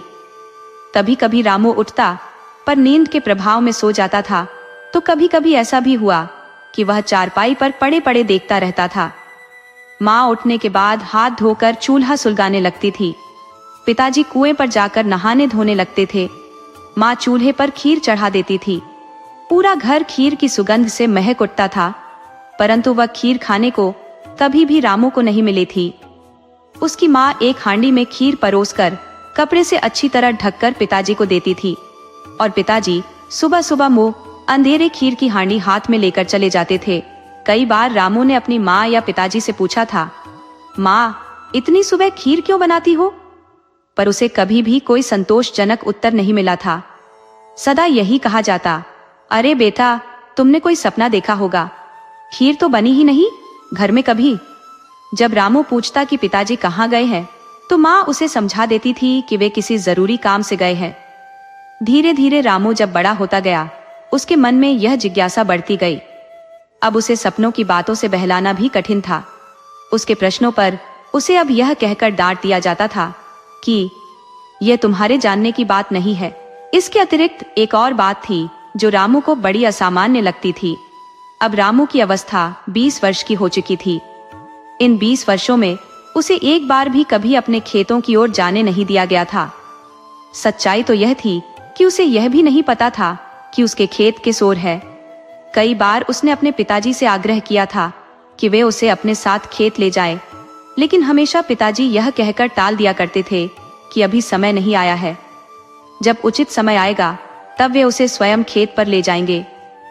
20 वर्ष की आयु वाले युवक को मात्र शब्दों से बहलाना बहुत कठिन है। यही गलती हरिशंकर ने कर दी थी। रामू के मन में जिज्ञासा अब भयंकर रूप ले चुकी थी। वह इस रहस्य को जानने का प्रयास करने लगा। आज उसने अपनी माँ से छुपकर कुटिया से बाहर निकलने का साहस किया। अपने ही पिता का चुपचाप पीछा करना उसे अटपटा तो लग रहा था, परंतु मन में ग्लानि भी थी। साथ ही डर भी था कि कहीं पिताजी ने देख लिया तो सीधे लाठी से खदेड़ देंगे। लेकिन हर प्रकार के डर पर विजय पाकर उसने इस अनसुलझे रहस्य की सच्चाई को जानने का निश्चय कर लिया था। आज जो रहस्य उसके सामने खुलकर आया था वह अभूतपूर्व था। अभी रामू भूमि से उठा भी नहीं था। उसके पैर की चप्पलें छिटक कर दूर जा गिरी थी। उसके कपड़े भी धूल में लिपटे थे। हल्की ठंड में भी उसके माथे पर पसीना उभर आया था। उसके चेहरे पर डर का साया स्पष्ट दिखाई दे रहा था। तभी उसके पिताजी की नजर उस पर पड़ी। वे दौड़ते हुए आए और कोई उपाय ना देखकर रामू रोने लगा। पिताजी, मुझे क्षमा कर दीजिए। रामू रोते हुए कहने लगा, मैं दोषी हूँ। मैंने आपके पीछे आने का साहस किया। मुझे नहीं पता था कि आप इस वृक्ष के पेड़ से बात करते हैं। आप भरोसा रखिए, ये रहस्य मैं किसी से नहीं बताऊंगा। कृपया मुझे क्षमा कर दीजिए। रामू ने हथेलियों को जोड़कर अपने पिता से माफी मांगी। हरिशंकर ने अपने पुत्र को देखा और उसकी इस अवस्था में देखकर गहरी सांस भरी। उनका क्रोध अब दया में बदल चुका था। एक पिता के मुंह से पुत्र पर क्रोध करने का कोई लाभ नहीं था। उन्होंने अपने पुत्र पर प्रेम महसूस किया और कहा, बेटा, समय आ गया है कि मैं तुम्हें सब कुछ बता दूं। तुम पर्याप्त रूप से परिपक्व हो चुके हो, इसीलिए उचित यही होगा कि मैं तुम्हें सब सच बता दूं। मैं अपने वंश की परंपरा के विपरीत जाकर समय से पहले इस रहस्य का उद्घाटन करता हूँ। हरिशंकर ने पहले अपने बेटे रामू को हाथ से सहारा देकर उठाया। रामू ने अपने कपड़े झाड़े और दूर पड़ी हुई चप्पलें उठाकर पहन ली। अब वह थोड़ा सा सामान्य हो गया था। डर अब उसकी जिद से दूर जा रहा था। हवा के झोंकों से उसका पसीना भी धीरे धीरे सूख गया था। हरिशंकर ने पीछे मुड़कर बरगद के पेड़ की ओर निहारा और उसे आशीर्वाद दिया। फिर उन्होंने रामू के कंधे पर हाथ रखा और उस वृक्ष की विपरीत दिशा में चलने लगे। थोड़ी दूर चलकर वे एक दूसरे पेड़ के नीचे ठहर गए। हरिशंकर ने अब अपने वंश से जुड़ी एक रहस्यमय कथा सुनानी शुरू की। उनके स्वर में गंभीरता थी। ऐसा प्रतीत हो रहा था मानो वे अतीत की गहराइयों में गोता लगा रहे हों। हरिशंकर ने बताया, जब मेरे बाबा बहुत छोटे थे तब उनकी संगति कुछ अघोरी साधुओं के साथ हो गई थी। साधु दिन भर चिलम पीते और शिव की साधना में लीन रहते, पर रात में वे शव साधना किया करते थे। मेरे बाबा बहुत मेधावी थे और उनकी निरीक्षण शक्ति बहुत सूक्ष्म थी। कुछ ही समय में उन्होंने उन अघोरी साधुओं से मात्र निरीक्षण द्वारा वह सब सीख लिया जो उस उम्र में किसी के लिए असंभव था। वे जान गए थे कि मृत शरीर में आत्मा कैसे वापस डाली जाए और शरीर से आत्मा की अदला बदली कैसे की जाए। ज्ञान यदि सही उम्र में मिले तो सृजन करता है, परंतु गलत समय पर मिले तो विनाशकारी सिद्ध होता है। मेरे बाबा की उम्र उस समय मात्र 12 वर्ष थी। अब उनके मन में एक चुहल समा गई थी। वे इस ज्ञान का प्रयोग करना चाहते थे। उन्हें किसी के शरीर की आवश्यकता थी। उनके पड़ोस में एक 6 साल का बालक रहता था। उन्होंने उसी को अपने प्रयोग का साधन बनाने का निर्णय लिया। एक दिन मेरे बाबा उसे बहला फुसलाकर खेत में ले गए। उन्होंने उसे बरगद के वृक्ष से बांध दिया। बच्चा रोने लगा और किसी अनहोनी की आशंका से बाबा ने उसके सिर पर लकड़ी का कुंडा मारकर उसे मूर्छित कर दिया। सांझ ढलने वाली थी और उन्होंने अपना कार्य प्रारंभ कर दिया। उन्होंने पहले से ही एक कुत्ते की व्यवस्था कर रखी थी। साधना शुरू हुई। मंत्रों के प्रयोग से उन्होंने आत्माओं की अदला बदली कर डाली। बच्चा होश में आने के बाद कुत्ते की तरह भौंकने लगा और कुत्ता बच्चे की तरह तोतली आवाज में बोलने लगा। मेरे बाबा की प्रसन्नता का ठिकाना नहीं रहा। उन्होंने अपनी सिद्धि पर गर्व किया और भूल गए कि रात गहरा गई है। उन्हें आत्मा वापस डालनी होगी। वे तालियां बजाकर अपनी सफलता का उत्सव मना रहे थे। कभी वे बच्चे के पास जाते, कभी कुत्ते के पास। दोनों आत्माएं अपने नए शरीर से असंतुष्ट थी और अजीब स्वर में रो रही थी। थोड़ी देर में बच्चे की माँ उसे ढूंढती हुई वहीं आ पहुंची। वहां पहुंचकर उसने जो दृश्य देखा उसे देखकर उसे चक्कर आ गया। उसका बच्चा माँ को देखकर भौंक रहा था और कुत्ता माँ को मामा पुकारकर निपट रहा था। बच्चे की माँ ने चीख पुकार मचा दी। मेरे बाबा ने देखा कि मामला हाथ से बाहर जा रहा है। वे भागने लगे, पर बच्चे की माँ ने उन्हें पकड़ लिया और उनकी खूब पिटाई की। बाबा ने हाथ जोड़कर क्षमा मांगी और समझाया कि वे आत्माओं की अदला बदली वापस कर देंगे। जो बच्चे की माँ थी उसने अपने आंसू पोंछ लिए। उसने मेरे बाबा की बात पर विश्वास कर लिया और वे एक किनारे बैठकर इंतजार करने लगी। पर जब मेरे बाबा आत्मा को वापस डालने को हुए तो हड़बड़ी में कुछ मंत्र गलत पड़ गए। अब दोनों शरीर से आत्मा तो निकल गई, परंतु वापस अपने अपने शरीर में नहीं पहुंच सकी। हड़बड़ाकर बाबा ने फिर दूसरे मंत्र पढ़े, पर कुछ भी असर नहीं हुआ। फिर उन्होंने मंत्रों को सीधा उल्टा सब प्रकार पढ़ डाला। परंतु जिस प्रकार एक डॉक्टर शल्य चिकित्सा करता है और उस पर कमी आ जाती है तो मामला हाथ से फिसल जाता है, उसी प्रकार मेरे बाबा के हाथ से दोनों निर्जीव शरीर एक मृत शरीर में बदल चुके थे। अब उस बच्चे की माँ का धैर्य जवाब दे चुका था। बच्चे की माँ ने बेटे के निर्जीव और आत्मा विहीन शरीर को गोद में उठाकर रोते चिल्लाते हुए अघोरी साधुओं की तरफ दौड़ी। वहां पहुंचने में उन्हें आधा घंटे का समय लगा। वहां पहुंचकर उस माँ ने रोते रोते पूरी कहानी सुनाई। अघोरी साधुओं के गुरु बाबा ने जैसे यह सुना कि उनकी सिद्धि को किसी ने चोरी से सीख लिया है और उसका दुरुपयोग किया है, वे आपे से बाहर हो गए। उन्होंने तुरंत मेरे बाबा को बुलाया। गुरु बाबा स्वयं सभी के साथ लेकर उसी बरगद के वृक्ष के नीचे पहुंचे जहां आग अभी भी जल रही थी और एक कुत्ते का शव पड़ा हुआ था। पूरे वातावरण में मुर्दानगी का बसेरा था। अघोरी गुरु बाबा ने फिर से अग्नि को जागृत किया और मंत्रोच्चार प्रारंभ किया। एक ओर बालक का शव था तो दूसरी ओर कुत्ते का शव। परंतु यह दुर्भाग्य था, अधिक समय बीत जाने के कारण शरीर का क्षय होना आरंभ हो चुका था। कुत्ते के शरीर को तो गिद्ध थोड़ी बहुत नोच भी चुके थे। बहुत प्रयास करने के बाद भी आत्मा अपने शरीर में वापस नहीं आई थी। बच्चे की मां बहुत ही दया दृष्टि से अघोरी बाबा की ओर टकटकी लगाए देख रही थी। उसे पूरी आशा थी कि गुरु बाबा उसके बेटे को वापस जिंदा कर देंगे। अघोरी गुरु बाबा ने हाथ जोड़ते हुए उस महिला की ओर हारी हुई दृष्टि से देखा। उन्होंने बहुत ही कष्ट के साथ कहा, माता, मुझे क्षमा कर देना। मैंने बहुत कोशिश की, परंतु मैं तुम्हारे बेटे को वापस नहीं ला सका। चलो, अपने बेटे के अंतिम संस्कार की तैयारी करो। गुरु बाबा के ये डूबे हुए शब्द सुनकर वह माता हताश होकर रो पड़ी। वे गुरु बाबा के चरणों में गिर पड़ी और रो रो कर कहने लगी, कुछ भी करिए बाबा, मेरा बेटा वापस ला दीजिए। मैंने बड़े जतन से और बहुत उपवास रखकर यह बेटा पाया था। मेरा इकलौता बच्चा था। मेरे तो पति भी भगवान को प्यारे हो चुके हैं। मेरी जिंदगी का यही बेटा एकमात्र सहारा था। गुरु बाबा ने उसे सांत्वना दी और दुखी मन से आगे बढ़े। 4 कदम की दूरी पर सभी लोग मेरे बाबा को पकड़े हुए बैठे थे। मेरे बाबा का हृदय उस मार्मिक दृश्य को देखकर पश्चाताप की अग्नि में जल रहा था। उन्हें इस बात का बहुत धक्का लगा था कि उन्होंने खेल खेल में एक बच्चे की जान ले ली। अघोरी बाबा की दृष्टि जैसे ही मेरे बाबा पर पड़ी, उनके आंखों में क्रोध की ज्वाला धधक उठी। उन्होंने अपना कमंडल उठा लिया और कमंडल से कुछ जल अपनी अंजलि में लेकर मेरे बाबा को शाप दिया, यह दुष्ट बालक, तूने हमारे साथ रहकर विश्वासघात किया है। तूने विद्या चोरी से पाई है और उसका दुरुपयोग भी किया है। जा, तू शीघ्र ही अल्प मृत्यु को प्राप्त होगा और मरने के बाद तेरी आत्मा को कभी भी मुक्ति नहीं मिलेगी। जब तक यह सृष्टि है, तू इसी बरगद के वृक्ष पर प्रेत बनकर निवास करेगा।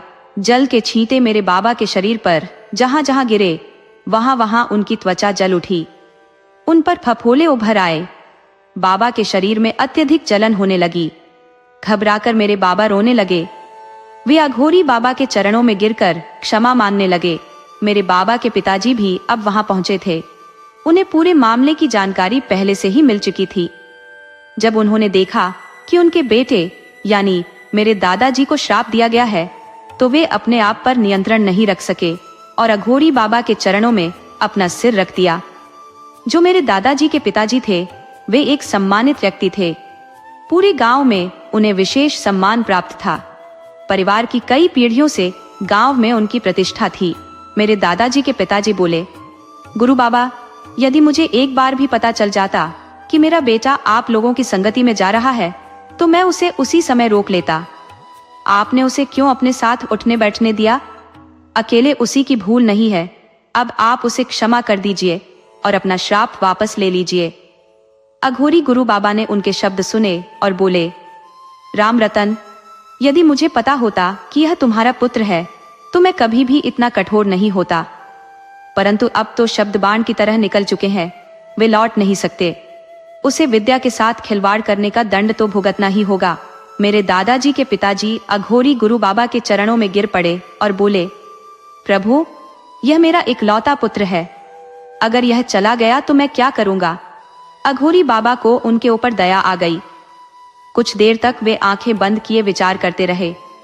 उसके बाद उन्होंने कहा, जा, तेरे पुत्र की मुक्ति तेरे पुत्र का पुत्र ही कराएगा। बाबा के पिताजी ने पूछा, बाबा, मैं समझा नहीं। गुरु बाबा बोले, तेरे पुत्र की आत्मा को मुक्ति मैं दे रहा हूं, परंतु मेरा शाप टल नहीं सकता। जब तक तेरे पुत्र का पुत्र जीवित है, तेरे पुत्र को इस बरगद के वृक्ष पर प्रेत बनकर निवास करना होगा। तेरे पुत्र की मृत्यु के पश्चात उसका पुत्र प्रेत बनकर इस वृक्ष पर रहेगा और तेरे पुत्र की आत्मा को प्रेत योनि से मुक्ति मिल जाएगी। मेरे बाबा के पिताजी ने समझ लिया कि श्राप का असर आने वाली पीढ़ियों पर पड़ेगा, जिससे कोई भी मुक्त नहीं हो सकेगा। अघोरी बाबा बोले, तुमने सही समझा, इसका दूसरा कोई उपाय नहीं है। मेरे दादाजी के पिताजी ने कहा, गुरु बाबा, इस अपराध के बाद गांव में हमारी प्रतिष्ठा समाप्त हो जाएगी। हर पीढ़ी के बालक समय से पूर्व मृत्यु और मृत्यु के बाद प्रेत बनने के लिए मजबूर होंगे। ये वृक्ष हमारे खेतों को बंजर बना देगा। मेरे दादाजी के पिताजी फूट फूट कर रोने लगे। गुरु बाबा बोले, शांत रहो राम रतन, इस बरगद के वृक्ष की जड़ों के नीचे एक चांदी के सिक्कों का खजाना है। प्रेत को मुक्ति तक जीवित रखने के लिए प्रतिदिन खीर की भेंट देनी होगी। बदले में प्रेत तुम्हें प्रतिदिन एक चांदी का सिक्का देगा, परंतु इस चांदी के सिक्के की कमाई का 3/4 हिस्सा निर्धनों में बांटकर उसका उपयोग किया जा सकेगा। वहां 10 से 12 लोग उपस्थित थे, जिनमें अधिकतर अघोरी गुरु महाराज के अनुयायी थे। बच्चे की मां के अलावा 2-3 लोग ही इस रहस्य के साक्षी बने, जिन्हें अघोरी गुरु बाबा ने प्रतिज्ञा दिलवाकर इस रहस्य को वहीं सीमित कर दिया। गांव में पीढ़ी दर पीढ़ी ये रहस्य बना रहा और कभी बाहर नहीं आया। बस समय आने पर परिवार के पिताओं ने अपने पुत्रों को इस रहस्य का उद्घाटन किया। हरिशंकर ने इस रहस्य की परतें खोल दी थी। सूरज अपने शिखर पर था। चिड़ियों की चहचहाहट पूरे वातावरण में गूंज रही थी। रामू ने पूरी कथा सुनने के बाद राहत की लंबी सांस ली। उसने सोचा, इतना बड़ा रहस्य बस इस बात के लिए? पिताजी, ये तो बीते जमाने की बात है। अब इस शराब का क्या असर होगा ये कोई नहीं जानता, रामू ने दृढ़ता से कहा और अपने पिता की बात को अनसुना करते हुए आगे बढ़ गया। हरिशंकर को अपने बेटे का यह व्यवहार बिल्कुल भी अच्छा नहीं लगा। उन्होंने अपने परिवार की एक अत्यंत महत्वपूर्ण घटना बताई थी, परंतु रामू ने उसे केवल एक साधारण कथा की तरह सुना। हरिशंकर जानते थे कि उनका पुत्र बचपन से ही जिद्दी और हठी था। उसे दूसरों के अनुसार चलना बिल्कुल भी पसंद नहीं था। रामू आगे आगे चलता जा रहा था। उसने इस रहस्य को जान लिया था और अब उसकी जिज्ञासा शांत हो चुकी थी। अब उसके पास और कुछ बाकी नहीं था। हरिशंकर ने पीछे से आवाज दी, रामू रुक जरा, साथ साथ चलते हैं। लेकिन रामू ने कहा, पिताजी आप आते रहिए, मैं जा रहा हूँ, लेकिन घर जल्दी पहुँचने के लिए। वैसे भी आपने जो बताना था वह बता चुके हैं। रामू एक पेड़ की डाली को तोड़कर उसे गोल गोल घुमाते हुए आगे बढ़ा जा रहा था। हरिशंकर को रामू का यह व्यवहार बिल्कुल अच्छा नहीं लगा। उन्हें अंदेशा था कि रामू अभी इस रहस्य को संभालने लायक परिपक्व नहीं हुआ है। उन्हें चिंता थी कि कहीं रामू यह रहस्य अपने किसी मित्र को न बता दे। हरिशंकर ने फिर से पुकारा, रामू मैं कहता हूँ रुको, और मुझे तुमसे कुछ कहना है। रामू के कदम इस बार रुक गए। उसने मुड़कर अपने पिताजी के पास आने का इंतजार किया। हरिशंकर हांफते हुए उसके निकट पहुंचे और एक जोरदार तमाचा उसे रसीद कर दिया। दुष्ट, तुझे तनिक भी ग्लानि नहीं हुई कि तूने एक निषेध कार्य किया और उस पर ऐंठता हुआ चला जा रहा है। रामू इस थप्पड़ के लिए बिल्कुल तैयार नहीं था। वह अपने गाल को सहलाता रह गया। हरिशंकर क्रोधित हुए और बोले, सुन, आज के बाद भूल से भी कभी अपने खेत की ओर मत आना और ना ही मेरा पीछा करने का प्रयास करना। जब सही समय आएगा तभी तुम इधर आ सकते हो, उससे पहले नहीं। ये बात गांठ बांध कर रख लो। रामू ने इस बार कुछ नहीं कहा। हरिशंकर ने आगे कहा, इस रहस्य की भनक किसी और बाहरी व्यक्ति को न लगे, ये धन हमारे हाथ में नहीं रहेगा। रामू ने चुपचाप सिर झुका लिया और घर की ओर अपने पिताजी के साथ चलने लगा। इस दिन के बाद रामू के दिमाग में इस घटना को लेकर कई विचार उमड़ते रहते थे। उसके मन में बार बार अपने खेतों की ओर, उसी बरगद के वृक्ष के नीचे जाने की इच्छा होती थी। उसके पैर कई बार उसी दिशा में बढ़ते थे, लेकिन पिताजी के थप्पड़ की याद उसे वहीं रोक देती थी। बचपन में रामू ने गरीबी में जीवन व्यतीत किया था। बहुत वर्षों पूर्व की बात है। उसे स्मरण था कि जब उसका कुर्ता पूरी तरह फट गया था, तब माँ ने बड़े संकोच से उसके पिता को टोका था, अजीज सुनो, अपने लिए तो हम किसी भी कपड़ों से काम चला लेते हैं, पर रामू के लिए एक दो अच्छे वस्त्रों की जोड़ी ला दो। मुझे याद है उस समय पिताजी के हाथ में एक चमचमाता चांदी का सिक्का था। फिर भी उन्होंने कहा था, उसे आदत डालने दो, अभी हमारे पास पर्याप्त धन नहीं है। इसके बाद पिताजी चले गए और सिक्के के बदले कुछ रुपए लेकर आए थे। उन रुपयों से अधिकांश धन उन्होंने निर्धनों में बांट दिया था और शेष राशि से थोड़ा राशन लेकर आए थे। बालक रामू को यह बात समझ नहीं आई कि धन होते हुए भी पिताजी इतना झूठ क्यों बोल रहे हैं। कितनी बार ऐसा हुआ था कि किसी भी वस्तु की मांग करने पर पिताजी यही कहते थे कि धन का अभाव है और सारा टाल देते थे। कभी भी उन्होंने यह नहीं कहा कि मैं अपने बेटे की इच्छा पूरी करूं। हमेशा धन की कमी का बहाना बनाकर बात को टाल देते थे। रामू सोचने लगा कि बरगद के वृक्ष पर बैठे प्रेत बाबा हमें एक से अधिक सिक्के क्यों नहीं देते, क्योंकि हम इतनी निर्धनता में जीवन व्यतीत कर रहे हैं। एक दिन साहस बटोर कर रामू ने यह प्रश्न अपने पिताजी से पूछ लिया, बरगद के वृक्ष की जड़ों में कभी भी खत्म न होने वाला धन छिपा है, तो प्रेत बाबा हमें प्रतिदिन एक सिक्का ही क्यों देते हैं? यदि हम उनसे और सिक्के मांगे तो क्या वे हमें और नहीं देंगे? क्या उन्हें अच्छा लगता है कि उनके परिवार वाले इतनी गरीबी में रहे? वे हमें अधिक सिक्के क्यों नहीं देते? हम पूरे गांव में धनवान बन सकते हैं। हरिशंकर ने रामू की ओर देखा और उसका लालच स्पष्ट दिखाई दे रहा था। फिर हरिशंकर ने सोचा कि अभी रामू को इतनी समझ नहीं है, इसलिए उसकी बचकानी बात समझकर उसे माफ कर दिया और उस बात को जाने दिया। उन्होंने समझाने का प्रयास किया, देखो रामू, यही हमारी वंश परंपरा है। परिवार का मुख्य पुरुष अपने निर्धारित आयु सीमा से पहले ही मृत्यु को प्राप्त हो जाता है। उसके बाद वह वृक्ष पर प्रेत रूप में बैठकर जो भी हमें भरण पोषण के लिए सिक्का देता है उसे हम स्वीकार कर लेते हैं। यह मत भूलो कि लालच सदैव विनाश की ओर ले जाता है। रामू ने कहा, पिताजी, ये लालच कहाँ है? हमारे पास तो इतना अभाव है कि हम छोटी छोटी इच्छाएं भी पूरी नहीं कर पाते। एक बार प्रयास करके तो देखिए, उनसे विनती तो कीजिए। रामू ने अपनी बात पर जोर देते हुए कहा। तो हरिशंकर ने कठोर स्वर में कहा, रामू, अच्छा यही होगा कि इस ओर से तुम अपना ध्यान बिल्कुल हटा लो। जब सही समय आएगा तब इस विषय में सोचना। अभी इस विषय में कोई बात नहीं होगी और कोई बातचीत भी नहीं। रामू ने पूछा, पिताजी, सही समय कब आएगा? हरिशंकर ने उसकी इस बात का कोई जवाब नहीं दिया और लाठी उठाकर घर से बाहर निकल गए। समय अपनी गति से धीरे धीरे सरकता रहा। 3-4 साल गुजर गए। रामू एक सुंदर सुडौल शरीर वाला नवयुवक बन चुका था। उसके जीवन में प्रकृति ने नए रंग भरने शुरू कर दिए थे। नगर के गांव से एक लड़की रामू के घर के निकट एक परिवार में रहने के लिए आई थी।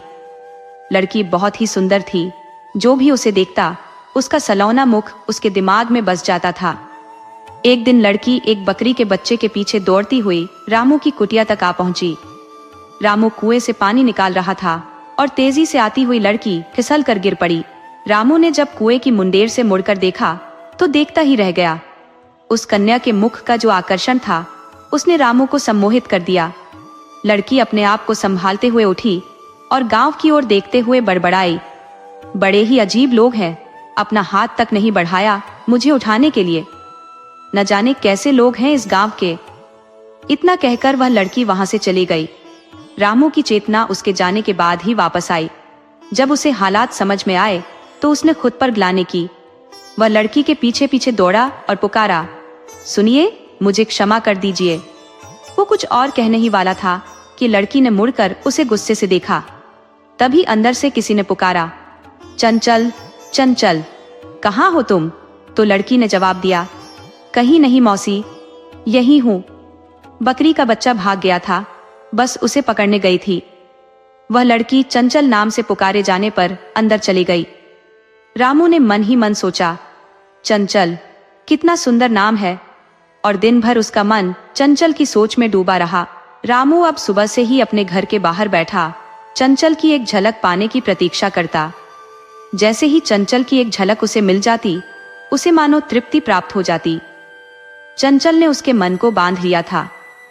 प्रारंभ में तो चंचल उसे अपरिचित दृष्टि से देखती थी, पर बाद में उसकी निगाहें रामू की ओर टिकने लगी और वह भी मंत्रमुग्ध होकर उसे देखने लगी।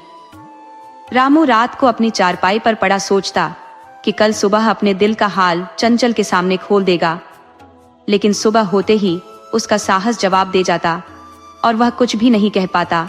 एक दिन दोपहर की बात है। रामू की पड़ोसन, जो चंचल की मौसी की लड़की थी, उसके पास एक पर्ची लेकर आई। पर्ची खोलने पर रामू ने देखा कि उसमें लिखा था, थोड़ी देर में तालाब के किनारे मिलो। यह पढ़कर रामू अचंभित भी हुआ और आनंदित भी। वह आनंदित होकर तालाब के किनारे जा पहुंचा। वहां उसने देखा कि चंचल एक सुंदर धोती पहने जल में अपनी परछाई देख रही थी। रामू धड़कते दिल से उसके पास पहुंचा। चंचल ने लंबी छोटी पर हाथ फेरते हुए पूछा, रामू, ये सुबह शाम मुझे क्यों देखा करते हो? क्या अच्छा लगता है ये सब? उसने यह पूछा ही था कि चंचल की मौसी की लड़की रानी भी वहां आ गई और कहने लगी, कितनी बार पूछूं, क्यों तुम दोनों के बीच क्या चल रहा है? रामू सकपका गया और पसीने में नहा गया, जैसे किसी ने उसकी चोरी पकड़ ली हो। चंचल हंस पड़ी और बोली, मैं तो तुम्हें बड़ा शेर समझती थी। तुम तो उसी बकरी के बच्चे की तरह मिमिया रहे हो जो उस दिन तुम्हारे घर भाग कर आया था। रामू मुस्कुरा दिया। चंचल ने उसका हाथ थाम लिया और लजाते हुए बोली, मुझे भी तुम पसंद हो। रामू की खुशी का ठिकाना नहीं रहा। जिसके विचारों ने उसे दिन रात परेशान कर रखा था, उसने भी उसके प्रेम को स्वीकार कर लिया था। रामू ने उसके माथे को चूम लिया और चंचल वहां से भाग गई। दोनों ने अपने मन की बात कह दी थी। दोनों के परिवारों की आर्थिक स्थिति में जमीन आसमान का अंतर था, फिर भी विवाह प्रस्ताव को मंजूरी मिल गई थी। चंचल के परिवार की आर्थिक स्थिति रामू के परिवार से बेहतर थी। वहां के दूसरे ही दिन चंचल ने देखा कि सुबह सुबह उसकी सास खीर बनाती है और उसके ससुर हरिशंकर मिट्टी की हांडी लेकर कहीं जाते हैं। उसने रामू से पूछा, ये पिताजी इतनी सुबह कहाँ जा रहे हैं? रामू ने गोलमोल उत्तर दिया, कहीं आवश्यक काम से जा रहे होंगे, मुझे पता नहीं है।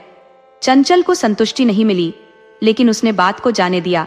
किंतु चंचल की जिज्ञासा अधिक दिन तक दबाई नहीं जा सकी।